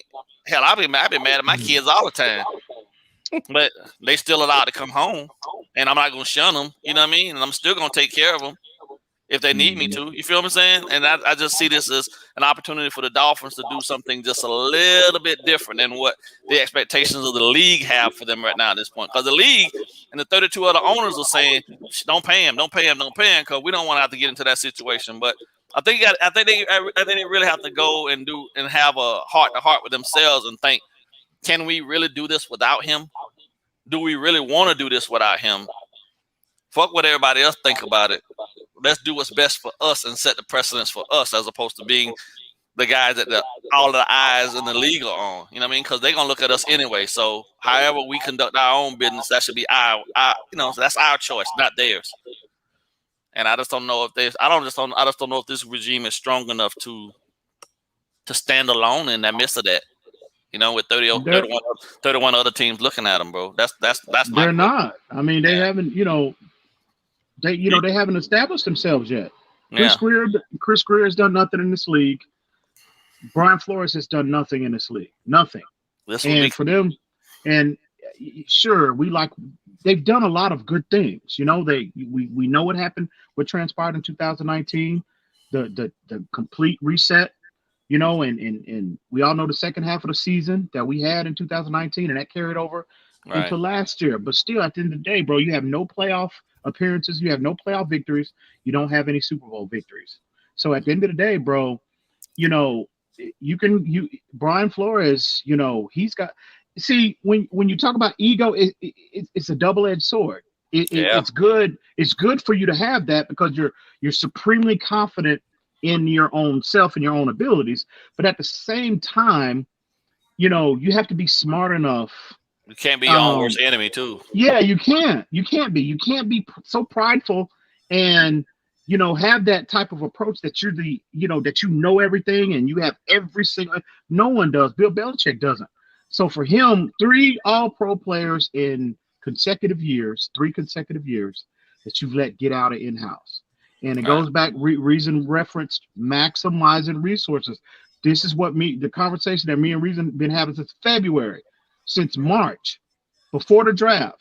And, we received a lot of heat for that. But at the end of the day, you have to look at what they've done, considering the unprecedented amount of resources that they've given. They literally have been given, no other organization, to my knowledge, had that type of surplus at their disposal. And again, bro, they just haven't.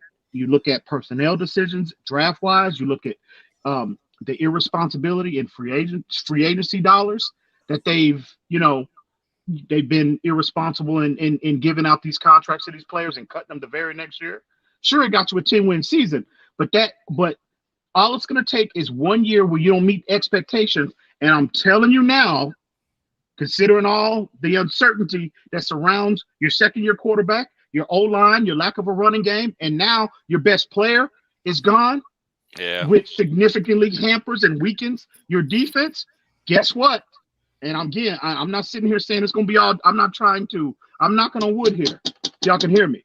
But at the end of the day, all of these things are starting to stack up. And all it's going to take is one season where you do not meet expectations for all of these issues that we highlighted for things to spiral out of control and things to boil over. EM is like scratching the surface, and I got to get back. I'm going to continue your point, EM, and I'm going to get back to you. I just got to get through these because they're rifling in right now. Big John Stud, $5. What's up, everyone? Good evening. So does this mean they're now on the hot seat? I think it's getting warmer by the minute. Absolutely. And what? Finish your. What was the end of your point there? EM, remind me again. All eyes are definitely on them. That's for sure. I was just saying, bro. You know. These questionable decisions, that we've highlighted on previous shows, previous streams, other platforms, they're starting to stack up. And this is just not it all. And all it's going to take is one season where we don't meet expectations. And there you go. That's EM. And that's what's upon us. Let me ask you this. Let me ask you this. EM, you make such a good point. I got 2 more donations, but I have to hold off for this point. X goes away. Everyone, Dolphins Twitter, Dolphins YouTube, Dolphins wherever. Okay, this was a top 10 defense, borderline top 5 offense this year. They use the defensive scoring metrics, et cetera, et cetera. Okay, we can all agree on that. Like that was what people were using the argument. Let's hypothetically, we turn into a 15-ish defense. We don't make the playoffs. We win 8 or 9 games. Those 27 points off 5 possessions out of the 10 possessions X gave us can't be found. Are people going to point back to Xavien Howard being the missing link here and saying, you didn't play it right, you should have paid him? And you know how fans work. He told us he was willing to take guaranteed money to alleviate cap for you. You didn't want to hear any of that. Do you see people turning on Flores in this front office, i.e. Greer on a dime? They already turning on him now. Yeah, it's already starting, bro. Like, legitimately, you have to question. I mean, I see both sides, but, like, you got to take care of it. You have to take care of the business that has to be, the business in front of you. You can't hesitate. Some things you can't hesitate on, but I can understand why they haven't done it. But for me, it's probably the best business you're supposed to do. Like, you need to just get it done. You know what I mean? And let me ask you this, because Logan puts this in, boys. So one of you guys can answer this. Why wouldn't Stephen Ross take care of the situation and step in if he's all about winning? He wants to win, but lets them purge the roster of another All-Pro player. No, man. He's not going. I don't know. I'm going to hold out, man. I'm going to hold out faith. I don't know. That's a good question. That's a good question. That is a very good question. DY2 Street King says X for Al Bundy. We need a running back, and he once scored 4 touchdowns in a game. Wow. That was one of the best comments I've ever seen. I know that was very insensitive, but that was I'm so depressed right now. I can't even laugh, bro. I really can't. I can't even bring myself to laugh, bro. You gotta give him an A for effort. He tried. Adam Beasley's got a really weird tweet. So Klump, okay, tell me that in a sec. But why do you think they both answered? Why do you think Stephen Ross hasn't stepped in and said, "Whoa! It's my money. Get him done." I think that it's too toxic created that the players are even not caring as much about the money in this sense, where it's become like the pissing match that we've talked about. Money talks, we said that, but at the same time, people care about their feelings and respect, especially at the NFL level. And maybe these players are just feeling so truly disrespected. I mean, read his statement. He feels like he's been treated like shit by the Dolphins. Like, it's just To some degree, he has. Like Stephen Ross writes the checks, yes, but how much don't. is he there day to day involved with like the relationships every day and how things go? Like I feel like it's so much deeper, and that's what I tried to get at when we've talked about it before. I feel like it's so much deeper than people understand. Like there is a real bad dynamic brewing right now in Miami, and it's been brewing, as you said. How many people they lost? All these All-Pro players now. It's like it's crazy. But Adam, go ahead. Change is hard, bro. Change of culture, change of the way people do business, change of the way people actually even interact with each other. It's hard for all parties involved to accept at times, and I don't necessarily. I fault them, but I also understand that like we were stuck in a mire, bro, for a long time doing really bad deals and doing a lot of dumb shit, and I think to their credit, they're trying to straighten all that up. Is this a major screw up? Yes, but I still got a whole lot of hope, bro, that it's fixable, right? If they could just come out and say, they gonna have to get out of it. There's a way to do it. One side's just gotta be willing to concede just a little bit, right? And I'm sure he can get over the fact that maybe, truthfully, that I believe X is a professional enough to be able to look at a situation and say, okay, they screwed up, but this can be fixed. Like, even though he had to give the statement. But I just don't understand, why would you want to put your player through? Why would you make him have to leap these type of hurdles, bro? It makes no sense. Yeah. It's damn. If you're not going to pay him, trade him. Maximize the situation. Trade him in the time to move away from him, if you were not going to entertain him long term, should have been back in January and February. Right. But now bro, the day of training camp, and this dude he's been telling y'all for a year, I want more guaranteed money. So, man, I'm telling you, this is a big blunder in my opinion, bro. On many levels. Facts. So, what do you think about Adam Beasley, who just tweeted, I doubt the Texans would get a better offer anytime soon for Deshaun Watson than Xavien Howard, a first and a third. And this is, we lost Klump for a second here. This is exactly what Klump was just talking about with the tweet. Yeah, and did you see what Joe Shad just tweeted now too? And Joe Shad just tweeted at 9:20, Xavien Howard is a native of Houston. Yeah, he is. Well, again, okay. My question, why is he on the roster? Okay, I'm going to pose this question to the three of you guys. What other possible reason, if you're not going to entertain him long term, if he's not in your long term plans, he's been telling you for a year, I want more guaranteed money. And why else could the Dolphins? Why would you hang on to him unless he was a part of the trade package? All along he was going to be a part of that Deshaun Watson trade package? I'm not saying it. You are. So my question now is, and again, I know this conversation is uncomfortable, but I'll say again. So now the question is, does that put additional pressure on the Dolphins if the rumors are to be true about the high level of intrigue that they have in that player?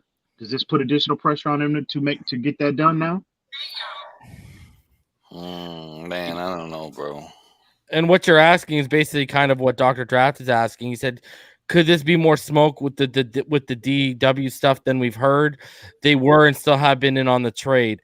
I think this is now, I kind of think you're onto something, EM. I think this is now the pressure's on to get rid of X, but to maximize the value you return for X.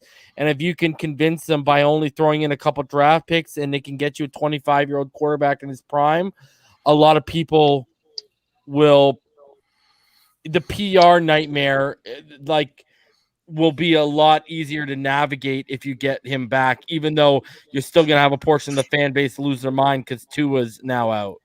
Now, I've been thinking about this, and I'm scared to say it because I know a lot of people are going to attack me for it. But welcome to my world. Deshaun Watson, to my world, Klump. From what I've been told and what I've seen and what I've been reading, and Deshaun Watson's going to play this whole year. And his deposition's not till February after the Super Bowl. And the NFL put out that statement today. Deshaun Watson's going to play this year. Oh, It really? just I feels- didn't know that. The Yeah, NFL Yeah, did? the NFL. Yeah. I'll The put it NFL up. did. I'll put it So up for this. what it gets me thinking is the Dolphins got that pick from the 49ers, and everyone's like, why'd they get one in 2023? You're like, that's so dumb. I don't know. What if Watson does get suspended in next season, 2022, and then they have a first round pick, the number 1 overall pick they could get? Like, it's just there's a lot that goes into it, They're gonna have all these picks later. Maybe they did it to save themselves if they do make this move. Like, I don't know. It's kind of bizarre. It really is. Like, it just has always felt like they just keep trying to get Deshaun Watson. Does it not just feel like that every second? Oh, absolutely. Well, look at what Absolutely. Logan says. Maybe Ross didn't step in because he signed off on a Watson trade involving X, because to me, nothing else makes sense. Yeah. Mhm. Big John Stud says, I'm starting to lose respect for Flores. Lies like we're stupid. He talks about player development, but wants to get rid of 2 after 9 games. Now this, shaking my head. And what he's referring to is what Flores said, and I went over with Klump, what he said to the media today, right? Like, he kind of, everything, us talking with him, it stays internal. We're excited to have him here. Except, like, he gave you a bunch of, like, PR, some chick in the PR department clearly wrote a statement. And then DY2 Street King, I think this has been set up for a while. X got not getting paid because they want to use him in the Watson trade. I said this from the first time it was said that X was unhappy with his contract. So, okay. You make like such a good point, EM, because now there's pressure on multiple fronts, right? Like, there's pressure on X. There's pressure on getting a good return from X. Then they've got their own internal pressure that they've created in regards to the quarterback position. And I'm going to bring up the statement that so you guys can read. I sent it to Klump and Sorty in our chat today. I must have I didn't send it to EM and them in our chat so you guys can see exactly what we're talking about. Here you go. It came out from Tom Pelissero earlier today. And this is exactly what was said. EM, so now you kind of can get a gauge on the situation. Here you go. Right here. It was the NFL's, and this is from the NFL. The NFL's review of the serious allegations against Deshaun Watson remains ongoing and active. We are working cooperatively with the Houston Police Department, ensuring that the NFL's inquiry does not interfere with their investigation. As we continue to gather additional information and monitor law enforcement develops, we will make appropriate decisions consistent with the collective bargaining agreement and the personal conduct policy.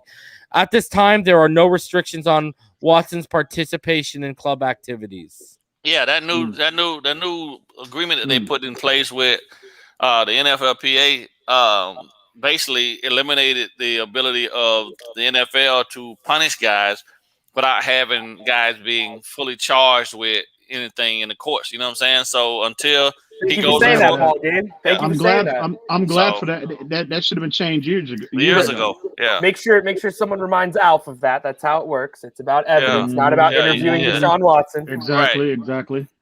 So And you know what? And this is what the worst part is. I'm talking to some of my friends too, like not even working through the NFL and stuff.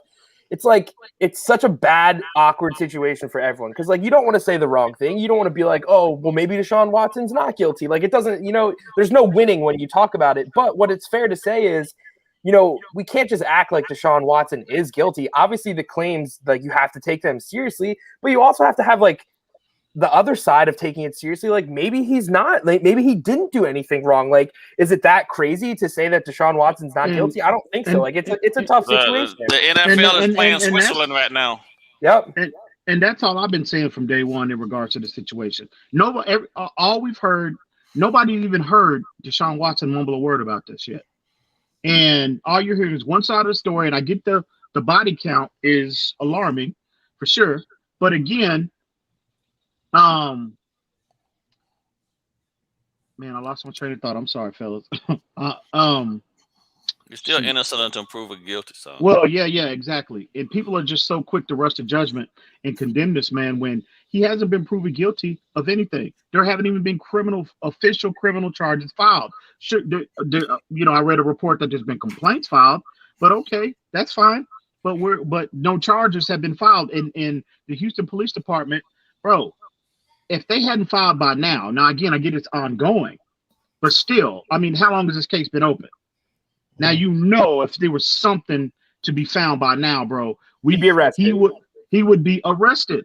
Yep. And so I think a lot of our fan base, again, the ones that are dug in, I think for the most part, are dug in and are so eager to convict him in a court of public opinion. Those are the ones that don't want him. Those are the ones that have fallen in love with Tua Tagovailoa, and they don't want to entertain anybody else at quarterback, which is ridiculous to me because Tua still at this point hadn't proved jack in the NFL, nothing.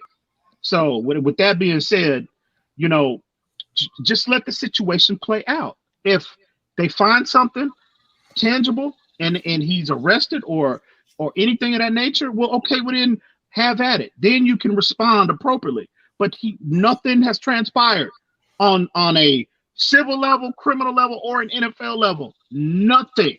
So let me ask you this question then. That speaks volumes to me. Based on where this situation is and revolving around him and things of that nature, are you trading for him?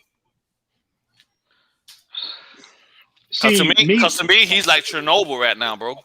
Well, it's about the price tag. I'm not touching him. I think the Dolphins. Here's where I am with this, and I remain consistent. I don't think the Dolphins. I never felt the Dolphins are in desperation mode, and they want to just move off of Tua for anybody. Right. No, make no mistake about it. I think there's a level of faith. There's a level of comfort with Tua, but it's just Watson is just on another level physically. He's 2 to 3 times the player Tua is at this time. So I think the Dolphins are like, well, me personally, I don't want to sell the farm, number one. I don't want to, I just don't want to get totally fleeced in the trade. Yeah. But I'm willing to pay a hefty price for a player that age performing at that level. Right. So I think I'll pay a hefty price for him. The biggest issue they face right now is that if you go ahead and if he's going to be fully allowed to play this season, you go and you send all that, and then unfortunately, come February, he go to court, and then they convict him. Then you stand that part of having to deal with it too, right? That's true, but that's why he's Chernobyl right now for me. I'm not touching him. He's a Texans problem. He'll only be 26 next year. He's still in his prime. And if he comes out of this thing in February, when they go to court and he come out of it unscathed, then I fucking throw the whole kid pool at him. I'm not touching him this year, bro. I'm not touching him. You know what? If it's me right now, if I'm Brian Flores, I'm pulling that trigger, bro. You're pulling the trigger to have him for one season, then potentially have to lose him possibly. Now, let me play devil's advocate for both of you here. What if they believe they are on the hot seat and they need to win this year? I think they are. Then that kind of makes it even more complicated. Yep. It's like, do they take the risk? Because what if doesn't progress and they lose? This is a crazy and fucked up situation. It's so messed up. It is. It's so jacked up, bro. There's no right or wrong answer right now about it. That's what gets me so mad on Dolphins Twitter when all these people are like, you're so wrong. Like, no, there's no right or wrong answer right now. Like, I value anyone's opinion on it because there's so many ways you can look at it. There really is. True. Like, Deshaun Watson is. That's where. If the Texans call you tonight and they say, listen, we got this messed up situation. You do too. You give us Xavien Howard, one of your first-round picks in 2023, and say a third or a fourth-round pick. Would you not take it? I told you, I'm pulling the trigger. Do you know what I'm saying? Like, if they say, listen, we're not going to get the value for him, it's not going to happen, we'll at least get X back for him and a first-round pick, like, and then do you take it? I mean, I'm pulling the trigger. Even if it's the 2022 pick this year coming up, like, do you take it? I'm relying on my own. I'm touching him. I'm relying on my own internal investigation, and I'm going to be as thorough as you can possibly be. Yeah. So if all indications, if everything has been presented for the most part, all the evidence is on the table, and nothing is done to this point, I'm gonna pull the trigger. I'm gonna take that risk. You don't think they've already put somebody on the payroll, bro, to go behind the scenes and pull all the information they can about this situation? I think absolutely, they have. absolutely, Yeah. absolutely. That's what makes me think that, like, when you hear things behind the scenes, they know that, like. But that ought to tell you, BallGame. Of course they've done that. If they're still interested, and that the should tell you intrigue is that still there, bro. Yeah, that should tell you that they haven't found anything either. And on top of this, come on, let's all be smart here. We know Greer, Flores, people we don't even talk about have links in the NFL office and are hearing this is the update. You know what I mean? Like in terms of they're probably hearing things from the interior, the internal aspect of the NFL to realize that this might be a little bit cleaner than what people are assuming. Like I've been saying to EM, I've been saying to Klump privately. Bro, isn't it baffling that they've been looking at this at like March and they haven't made a move? Like the NFL is like the most knee-jerk reaction. If they find the littlest thing they can make a move on, they will make a move. And if you read the CBA language, which I had up on the show, they basically need evidence or proof to back what they're hearing. This tells you they haven't found concrete evidence or proof to put them on the exempt list. Right. I'm pulling the trigger. And you know what? He's smart. If he's smart, here's the thing too, BallGame, EM, and Klump. If he's smart and you get your trade out of town, guess what you do? You settle. Because then there's the NFL will totally, the NFL will totally back off that, and all they'll be up is on the Houston PD findings. But the civil suits will no longer be a headache. All you got to do is worry about what the Houston PD is going to come to board. And let's be honest, I said this to EM. And this might be a hindsight thing, but whatever, I'll admit that. We're in the age of technology. If you have read these reports, which I know all four of us have, some of these girls were told by other women in the industry about his antics. Why did no one have a camera or an audio recording in place? Like, if you knew because some of these girls said, oh, well, I heard from this woman, I heard from this woman in the industry. Why was no one crossing their T's and dotting their I's? And we're in the age of technology, man. People put fucking cameras in teddy bears when they send their kid to, to a babysitter, bro. That kind of always struck me as odd about it all was like after the fact, when these girls came out and were like, well, we've heard stuff from other people in the industry, but none of them kind of, you know what I mean? Like had a backup contingency plan where if things did go awry, they got this guy hook, line, and sinker. Because here's the problem. The way the CBA's set up, hearsay ain't going to do shit. And hearsay, as we all can imagine, and I'm sure we've all had people or ourselves have been through the judicial system to some capacity here. Hearsay ain't going to hold up a whole hell of a lot in criminal court either. That's what I tweeted last night, too. It's all about evidence. Judges don't give a shit what you got to say. Show them the evidence. They want evidence. I've been saying that since day one, bro. They don't give a damn about what your opinion is about. No, show me tangible proof of what you're saying. They don't want to hear that, and they shouldn't. So at the end of the day, listen. Didn't they have cameras in the rub and tug Kraft was at?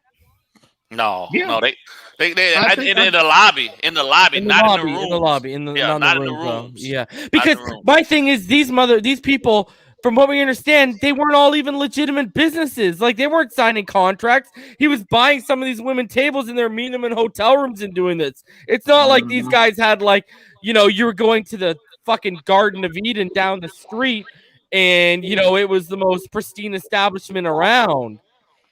Now, make no mistake. Now, I want to be clear. If Deshaun Watson is out there violating any woman's civil rights, and they can prove it, he needs to be snatched up off the street immediately. Yep, scum. But to this point, bro. Yep, 110%. To this point, there hasn't nothing has surfaced. So you have to treat it as what it is. This is an innocent man until proven otherwise. Period. Yeah.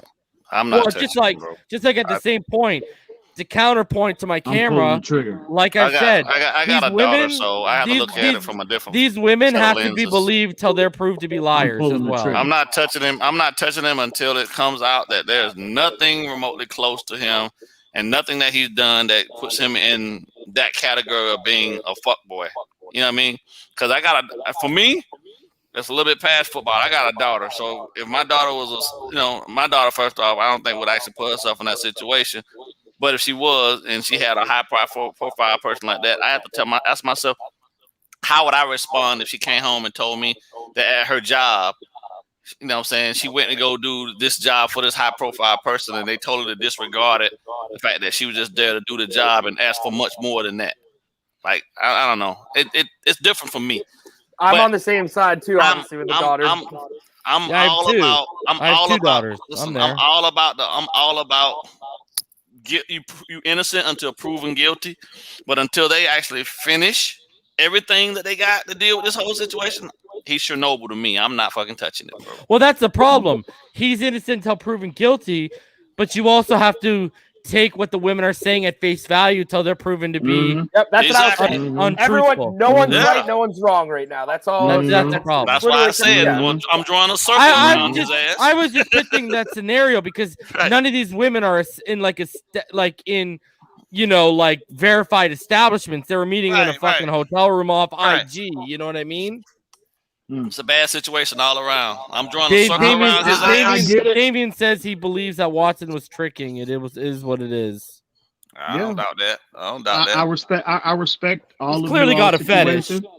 I respect all of you gentlemen's position, but I'm pulling the trigger. I'm sorry. I'm pulling that trigger. And I'm do you, big homie? Do you, big homie? Ian just said, "Fuck your daughters. I want a Super Bowl, bro." No, not at all. But the man, he hadn't been convicted of anything. I agree. Yeah, we were all in agreement on that. Now, if he's down here in Tarrant County Jail locked up, bro, waiting trial, that's different. Yeah. But no, he's not. He's not. Man, I tweeted this. Reason retweeted it. It's day one, man. This is day one. I mean, the whole offseason was crazy, but this is literally day one. Does X show up to work tomorrow? No, I tweeted who shows up first. Everyone's replying Xavien Howard shows up first tomorrow. And he should, because he's fleecing the Dolphins. I would show up with a smile on my face every day. And when they said, hey, let's go do some drills, I'd say, you know that arthritic knee you guys told me about when you signed me in 2018? It's still a little sore, actually. It's bothering me a little bit. I think I need a scope. And yeah. I've looked into this a little bit. I haven't dug into it far enough, but I think legally, if Xavien Howard says he has a sore knee and he shows the arthritis in it, the Miami Dolphins have to pay him, and they cannot make him practice if he says he doesn't feel that he can. Just so everyone knows. Wow. You can imagine Jalen Ramsey, anyone? Oh, that'll never happen. Why would he ever do that? You can't. Can you imagine how? You can't ride that a whole season, though. Yes, you can. Go on. Can you imagine? Sit out with his knee. He can sit out with his knee. They can what? They can send him home? If they send him home, they still have to pay him. If they send him home, they have to pay him. It's fully guaranteed this year. It doesn't kick in until next year is when his contract kicks in for the active bonus. He has no active bonuses this year. Fully guaranteed this year. And you already got that money in March, off, right? bro. That's going to set Flores off. Well, let off. me ask you this. Xavien Howard. Do you guys think X kind of drove his own nail into his own coffin when he went on that Darius Butler and Antoine Bethea podcast? Because we all know how Flores is. We all know how Belichick operates. Isn't it kind of clear that if you were going to say the things he said on that podcast, that was not going to sit well with a guy like Brian Flores? Well, I think at that point, bro, he knew that there was no getting to it. There was no compromise. I think he's known that for a while. He knew it then, and he's known all this time. These guys are not willing to show me the respect that I feel like I deserve. He knew it. So again, what do players do when a team is not willing to re-engage? You see it in basketball, you see it in football, you see it in other sports. They go public, and that's where he's at now, and that's where he's been for some time. It's desperation mode. So again, bro, like I said, bro, this is a shit. Pardon my language, reason, but this is a shit show. It's a shit show on many levels, bro. Yeah, it's a gong show, bro. Okay, so when does your gut tell you this gets dealt with? Right before the season starts. How long I can have you no really idea. let this simmer? Like, you want this guy sitting in meetings? Nah, that's what I'm saying, man. You got to get rid of him. And if you're going to get a player, you want that player now too. Like, you know what I mean? You don't want the guy you're looking at to get injured in practice, something as dumb as a pulled hamstring. You know what I'm saying? Like, they got to trade him. I would trade him tonight. I would. If I could get a deal tonight, I'd call him up and be like, yo, you're not even staying another day with our organization. But if you're the opposing team, you know the situation. It's public now. You know. So send him to Arizona first. So send him to Arizona for Andy Isabella in the first and the second. Someone will always pull the trigger. No, they're not going to give that up, bro. They can't get a first now for him. Even Sam Bradford. Everyone knew that the Eagles weren't going to start him. Yes, the Vikings needed a quarterback, but even the Eagles got a first-round pick for Sam Bradford. I'm telling you, man, teams will do it, bro. Teams will do it. If they want him, it doesn't matter what he posted on Instagram, man. Look what we're talking about. We're talking about Deshaun Watson being accused of 24 cases of sexual assault, and we're saying that the Dolphins could send first-round picks for him. Teams will do it. Those are quarterbacks, though. I know. It's apples to oranges in a sense, but what I'm getting at is teams will trade for him. He made the worst possible move you could make, though, man. Speaking on another man's money, bro. Oh, yeah. With Byron Jones? And can you imagine how, bro, the locker room got pissed off because of that, bro, because that's an unwritten rule amongst players. You don't count another man's pockets. Yeah. You never do that. Again, he's desperate. He's desperate, bro. And you could kind of tell there was some animosity going on between them because Byron Jones kind of subliminally threw his shots in his last media availability. X said what he said now and on the Antoine Bethea podcast. So it's kind of clear that never sat right from the beginning, and Byron Jones knew that. I think the whole part of this, the whole HOE part of this whole process for me is that, like, you can't be a player and think that after blowing out your knee that the team can't and shouldn't go out and exhaust every option possible to have contingency plans. Like, the market suggested that that's what Jones gets paid. You feel me? Like, I'm sorry that when we signed you to your extension, that's where you was at. But every year the money went up, so that's what the market said. We might not. I've been telling him that's not what we wanted to pay him, but that's what we had to pay him to get his services because we didn't know if you'd be available. But in the same sense, you don't go talk about that man's money. You just show up, do your job, and let them figure out how they're gonna compensate you down the line. But like that shit, it couldn't have sat well with the rest of the team though. Like, cause that's an unwritten rule. You don't even have to. That's not even something that they tell rookies in the symposium. Whatever you get, you get. Your number is your number. You don't discuss that because you don't count another man's pockets. This is so depressing, bro. I'm telling you, man. It's crazy, man. Crazy. Like, he's pretty much done like everything that you're not supposed to do if you're trying to stay with an organization, even after that's what I'm telling you, Bob. It's frayed. Like, goddamn, bro. He hit the panic button. He's desperate now, bro. He's like, look, dude, you disrespected me. You don't even want to talk to me. At least come to the table and let's have a conversation. But you motherfuckers don't want to even, I can't even get a seat at the table. Yeah. He's trying to punch his ticket out of town, bro. And look at the first interview. He's hot, and then referencing other players' pockets, and then now this. Nah, bro, it's done. It's done. Who got the money? Who got the money to pay him? That's the question. All depends on what money's coming back in the trade. Yeah. Deontay says, "Hey, Reason, love the channel. Appreciate that, man. In the panel's opinion, what is overpaying for Watson, or how do we win the trade?" Well, it all depends on BallGame. We already know BallGame's answer. Well, me personally, I mean, what's the price tag? Now I get his legal situation, but as of right now, they said three first and 2 players. I mean, I think starters. I mean, man, that's a hefty price, but I look at if we're to believe the initial reports about what players were supposed to be included in that deal, Xavien Howard, Christian Wilkins. Okay, if they wanted 2 starters, right, defensive players, you already have those guys replacements in house. You already brought in Adam Butler. You already have Noah Igbenogany. Hopefully, Noah pans out. But you drafted him in the first round for a reason. So, and then the 3 first-round picks that you have. I mean, so me personally, I have so much belief in this team.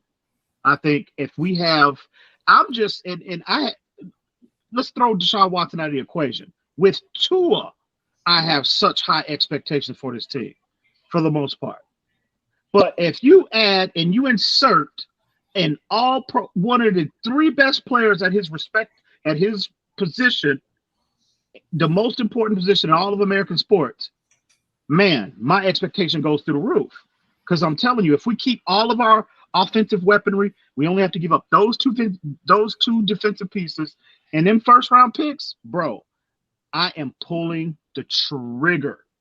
Because immediately, his presence on this team, hang on, his presence on this team in this offense, number 1, and on this team elevates us to a top 3 team in the entire AFC.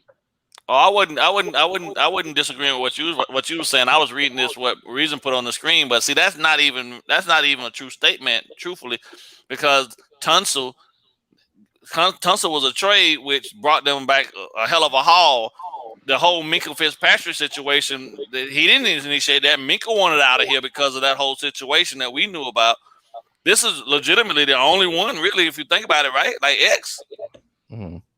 So can you read it? I don't know if it's too small. Him saying he has a pretty poor record. Like two of the dudes didn't even. One of them was a trade that they made, right? Okay, whatever the case may be, bad trade, good trade, however you want to look at it. But like, you can't stop a guy from wanting to leave because he put himself into a compromising situation with one of his teammates and his girlfriend. Like, come on, man. Like, that's the best thing they could have did for him because X probably would have killed him. So you think me? So okay, you can read it right, EM, right? You can read it right. Yeah. Okay. So the Minkah situation, BallGame. Yeah. You think it was more because he was messing around with Xavien Howard's woman as opposed to what he didn't want to do on the field? That's why you think they got rid of him? Mm-hmm. Because then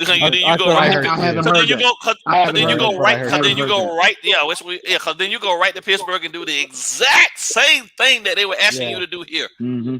The very exact same thing.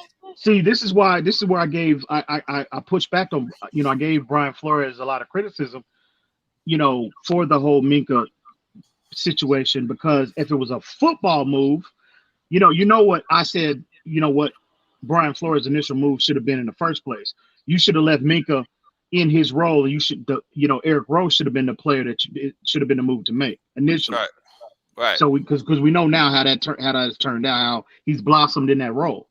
So, but if it's not a football issue, if it's off the field, a situation like that, well, I mean, what can you do as a coach? What can you do as a coach? So.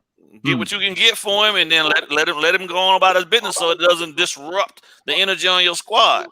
So legitimately, the only real poor decision that they're making, and I don't necessarily like Brian doesn't have Brian's. I don't know how intricately Brian is actually even involved in contract negotiations. They want to blame anyone.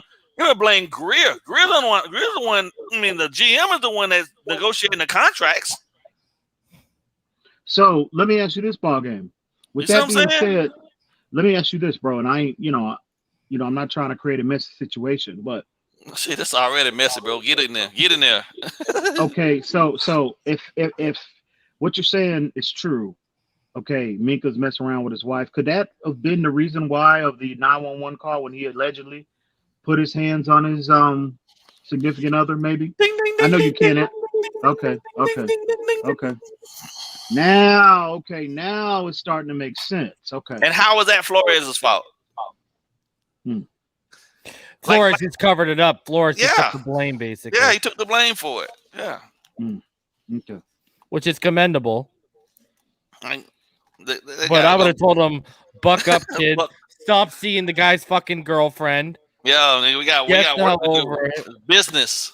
And the reason why they covered it up is quite clear. If that would have got out publicly and people ran with it, bro. yeah, and how many other guys in the new locker room he's going to would want him there, and he'd be seen as toxic. It would drive down his value. You can't have that in the locker room. Because that happened out here with the Toronto Maple Leafs in the early 2000s. They were in the middle of a Stanley Cup playoff run, and bro, that was reports. They were still texting each other last year. I think it was Shane Corson was his name.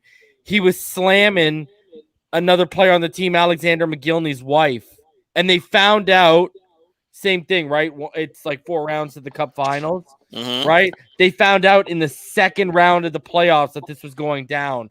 Alexander McGillney was one of their top scorers. Stepped away from the team because it was too much for him. And Shane Corson basically got banned from the locker room. And then they went out the next round. And that was a team that, like, before the salary cap in the NHL, like, they spent a bunch of money to try and buy a cup. I don't know about y'all. Just blew up. I don't know about y'all, but I know without a shadow of a doubt, if I got a teammate and I know this motherfucker is backstabbing me, messing with my old lady, I ain't focusing on shit else but fucking his world up, bro. Yeah. Like, you gotta have them mafia rules. You gotta have them mafia rules implemented. You mess around with a made man's wife, bro. That's a death sentence. That's a death sentence. Yes, sir. So maybe that's why Flores took the bullet on it all and took the heat for it and get him out of there, man, because it wasn't going to – I just don't see how that was going to be a good situation. Well, Xavien Howard should – see, that should – now, if that is accurate, Xavien Howard should remember that. I mean, bro, that's what I'm saying. There's so much stuff that we've done for him, bro. If you're listening, bro, come on, man. Don't forget about that. That man took a bullet for you. So much. He cleaned that situation up for you. Come on now. They have been over the top good for him, bro. Come on. Like, is that this girl smoking, by the way? I've never seen her. Yeah. I hope so. Yeah. I hope he ain't after to fall over some little chicken head. You know what I'm saying? She pretty tough. She better be on Joy Taylor level. I know that. For all of this, she's not. For this much trouble. She's not. Okay, well. I just saw a picture of her. She's not on. She's pretty. She's definitely pretty. Nice, very nice smile, but she's not Joy Taylor, bro. She's not the queen of thickness over here. She's pretty. She's a little bitty thing. She's a little bitty. Well, yeah. She's pretty though. She's pretty. Joy is joy, you know. Yeah, Joy be the queen of thickness, bro. Man, he got kids there, bro. Like that's the if it was just his girlfriend without the kids, it's one thing. But when you got babies, you know what I'm saying, my bloodline is running through there. Oh man, it makes it all bad. BallGame. Yeah, bro. Hey, now that Xavien Howard, it's a foregone conclusion he's not gonna be a Miami Dolphin. What is that going to do to your Madden game, bro? What do you mean? What is that? You better not play me without Xavien Howard, bro. I'm telling you that right now. You know you didn't want that smoke with X. You know you don't want it now, bro. Hey, listen here. I am the master of adjustments. I hear you. Okay. I'll zone off a whole side with a monogamy and play man with Byron Jones on Will Fuller and then make you beat me. And I'm a user against Waddle myself with Holland. So don't play. You didn't want that smoke with X. You know you don't want it now, bro. Yeah. Just saying. You already know, bro. You already know. I'm the master of adjustments, baby. I'm good with it. I hear you. That's what's up. Good Lord. I don't think he's leaving, man. I think they'll fix it. I'm going to stay optimistic. With X? With X? Oh, my God, bro. I can only hope. Did you say high or optimistic? Optimistic. Okay. Yeah. Bro. You are what's wrong with this fan base right now. No, bro. I'm not. No, I'm not. Because I don't have a dog in the fight, bro. So I have to lean towards, you know what I'm saying? I'm not going to sit over in the corner in the negativity and the sadness of it. I'm going to just say, listen, they still got time to figure it out. Because if I allow myself to move to the other side of the spectrum, man, I'm going to have a whole lot of choice, concerns, and words about these dudes, man. I might start writing these memos, bro. Like, I don't give a damn if they don't read them, but I'm going to write them. Dylan S., you don't have to do another super chat, drop your question one more time here because we're about to get out of here. Drop your question one more time. You don't have to donate to the super chat. I'm watching the chat right now, and I'll put it up there because he says we missed his comment and stuff like that.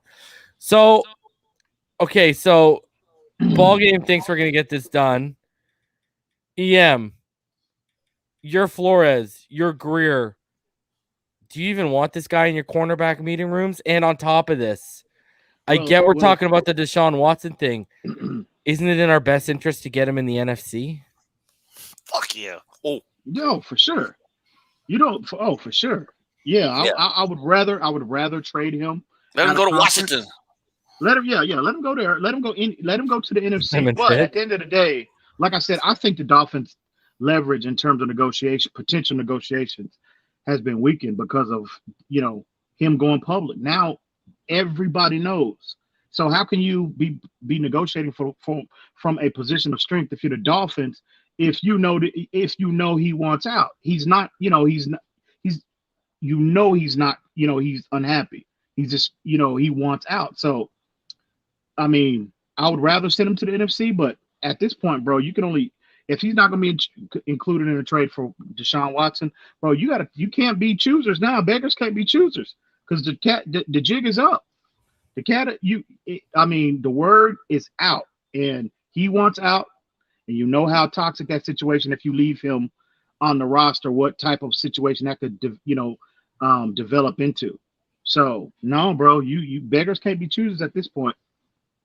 I know we don't, and it is making me, if the Dolphins have to wind up settling for like a 3rd round pick for Xavien Howard, bro, my God, that I'm telling you, it's gonna be heartbreaking. It's gonna be heartbreaking. But I'm calling for consequences if that's all we can get. If that's all you can get, that'll make it even more mad that they didn't move on it earlier.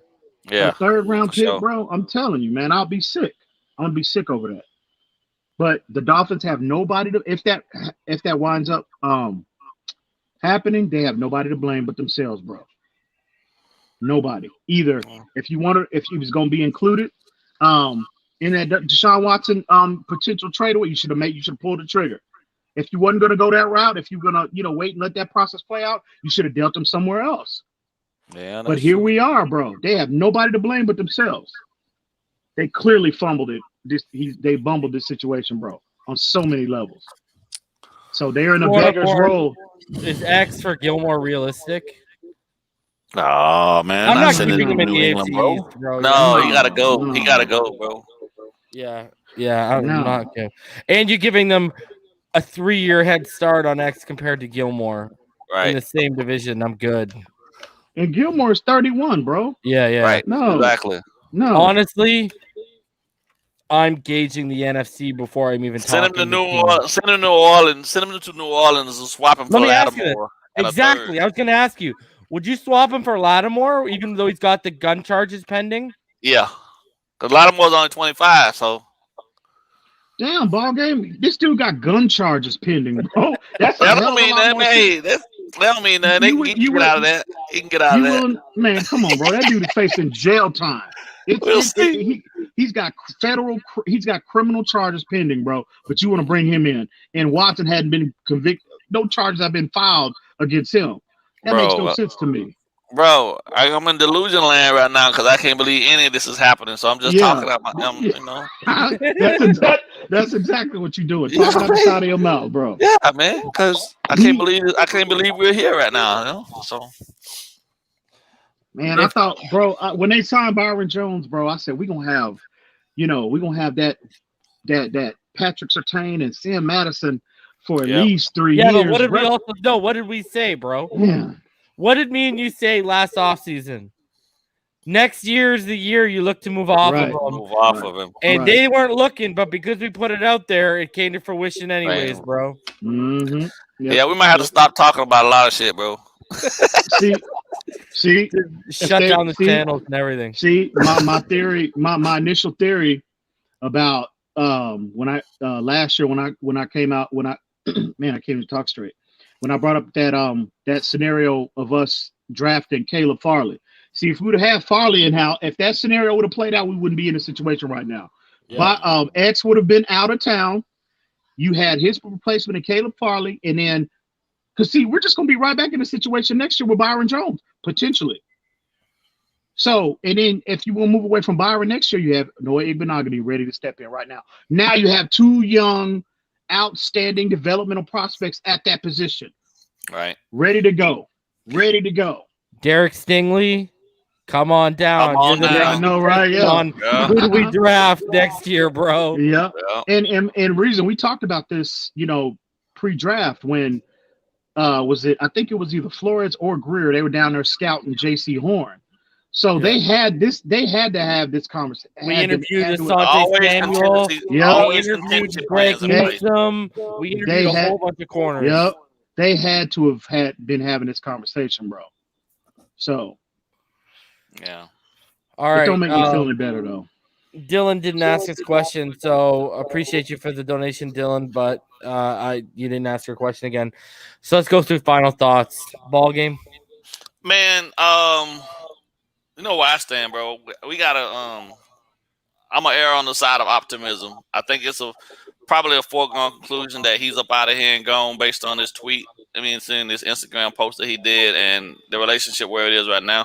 I still believe all relationships can be kind of mended and put back together. You see that Green Bay was or Aaron Rodgers was on the outs with them, and then he showed up. So, you know what I'm saying? If they can get it figured out and things of that nature, I believe that there's still a little hope that we can as well. It's just a matter of who's willing to lose a little bit of face in the public eyes to look towards the bigger prize. And that's where I'm going to sit until I hear something different. So. Ball game just gonna be sitting there listening to the Isley Brothers all night, baby. That's it. all. Drifting on a memory. There's no place I'd rather be. Oh my god, that's hilarious. Oh man. Okay. That's so funny. Dylan said the NFL fucked up by not giving us hard knocks. I agree with you, bro. This shit would have been fire. Yo, Oh yeah, for sure. day one they show up. Oh my god. All right. EM, your final thoughts, bro. I got a problem. I can hear the tears hitting his screen. Y'all be good, bro. I love y'all, man. Take it All right, easy, bro. bro. We'll I'll talk let you, man. Be good, bro. Yes, sir. Peace. Yeah, man. I'm disappointed. I'm this is depressing for me. It is. I didn't even want to come up on these streams, bro. You hit me up, TD hit me up. I was just like, bro, I don't even want to. I was telling Damien, I was talking to Damien earlier, and I told him, I said, bro, I don't even want to get up on these streams and talk about this situation, bro, to be honest with you. At least we had some laughs though. Damn. Yeah. Now we're gonna get off and be depressed. That's when it's really gonna kick in. Yeah, I'm probably not gonna sleep tonight. Well, I know I'm not gonna sleep. I'll good. be calling you after I watch some Ted Lasso with the wife. I'll be calling you, bro. Don't worry. So, but with all that being said, man, first off, it was an excellent panel, excellent show. All respect to Klump and BallGame. Those are two very good, I love engaging with them. Two great football minds like those two gentlemen. And shout out to everybody in the comments that show up every single night and support Reason, because we had about 600 in the comments. We had about 600. So yeah, that's what's up. So shout out to everybody. Y'all already know what type of quality Reason brings. But at the end of the day, man, it's a foregone conclusion. Xavien Howard he appears to be on borrowed time right now, and it's just a matter of when and what. And when and what and for what. So all we can do, man, now is I don't want to sit here, and I don't want to the fan base. I don't want to paint a doom and gloom picture on the season, bro. But I'm just upset about this because I think this could have been resolved. Either you could have come to a compromise contractually, or you could have maximized the potential trade situation and dealt him months ago when you were in a position of strength in terms of negotiations. Now you're not. So that's just, making the situation sting even more, in my opinion. But at the end of the day, man, all we can wait now. All we have to do is just wait and see. Hopefully, one thing that's motivating Chris Greer and Brian Flores by not signing him is that they feel there's a high level of comfort with Noah Igbenogany. We haven't seen him yet. So let's hope more than anything that is the primary motivation why they're not entertaining Xavien Howard long term. Because at the end of the day, he's going to have to step up this year for us to get. He's going to have to play a significant role for us to get to where we all expect us to be. So at the end of the day, man, we love Xavien Howard. I love him. I'm going to continue to follow him wherever he goes, and I'm rooting for him as long as he's not, playing opposite, us. But yeah, man, it's just a matter of time. And but we just, their contingency that they have in place, we just got to hope that it works. It all works out. And hopefully Tua takes that, if Tua is a quarterback, he takes that step. We all believe he's going to take, he's going to be improved significantly, but is it going to be that step? And, so hopefully Tua gets to the level we all envision him to be, and the offensive line stabilizes, and all the other areas of our team that we have uncertainty in, hopefully they can step up and provide, step up and improve and offset some of what Xavien Howard brought to not only the defense, but the team overall. So if that happens, then, I'd feel a lot better of where we are as an organization, where we are as a team. But as of right now, man, it's depressing that we're letting a player in the middle of his prime, that dominant of a player get out, out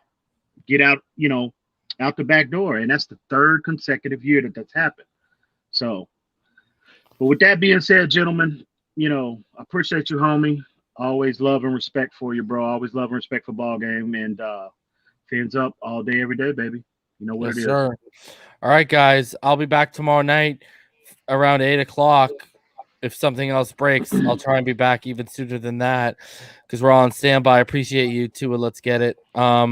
So appreciate BallGame, EM, and Klump for joining. Klump had to disconnect because he has a storm in his area, so it was killing his internet connection. But guys, it's time to start coping and dealing with the fact that we are now entering the era of life after Xavien Howard. Noah Benogany, as much as it may make some of us who watch tape cringe a little bit, the spotlight's on you, brother. All right. Everybody stay happy, healthy, safe, and blessed. Fins up all day, every day, and we'll see y'all tomorrow night.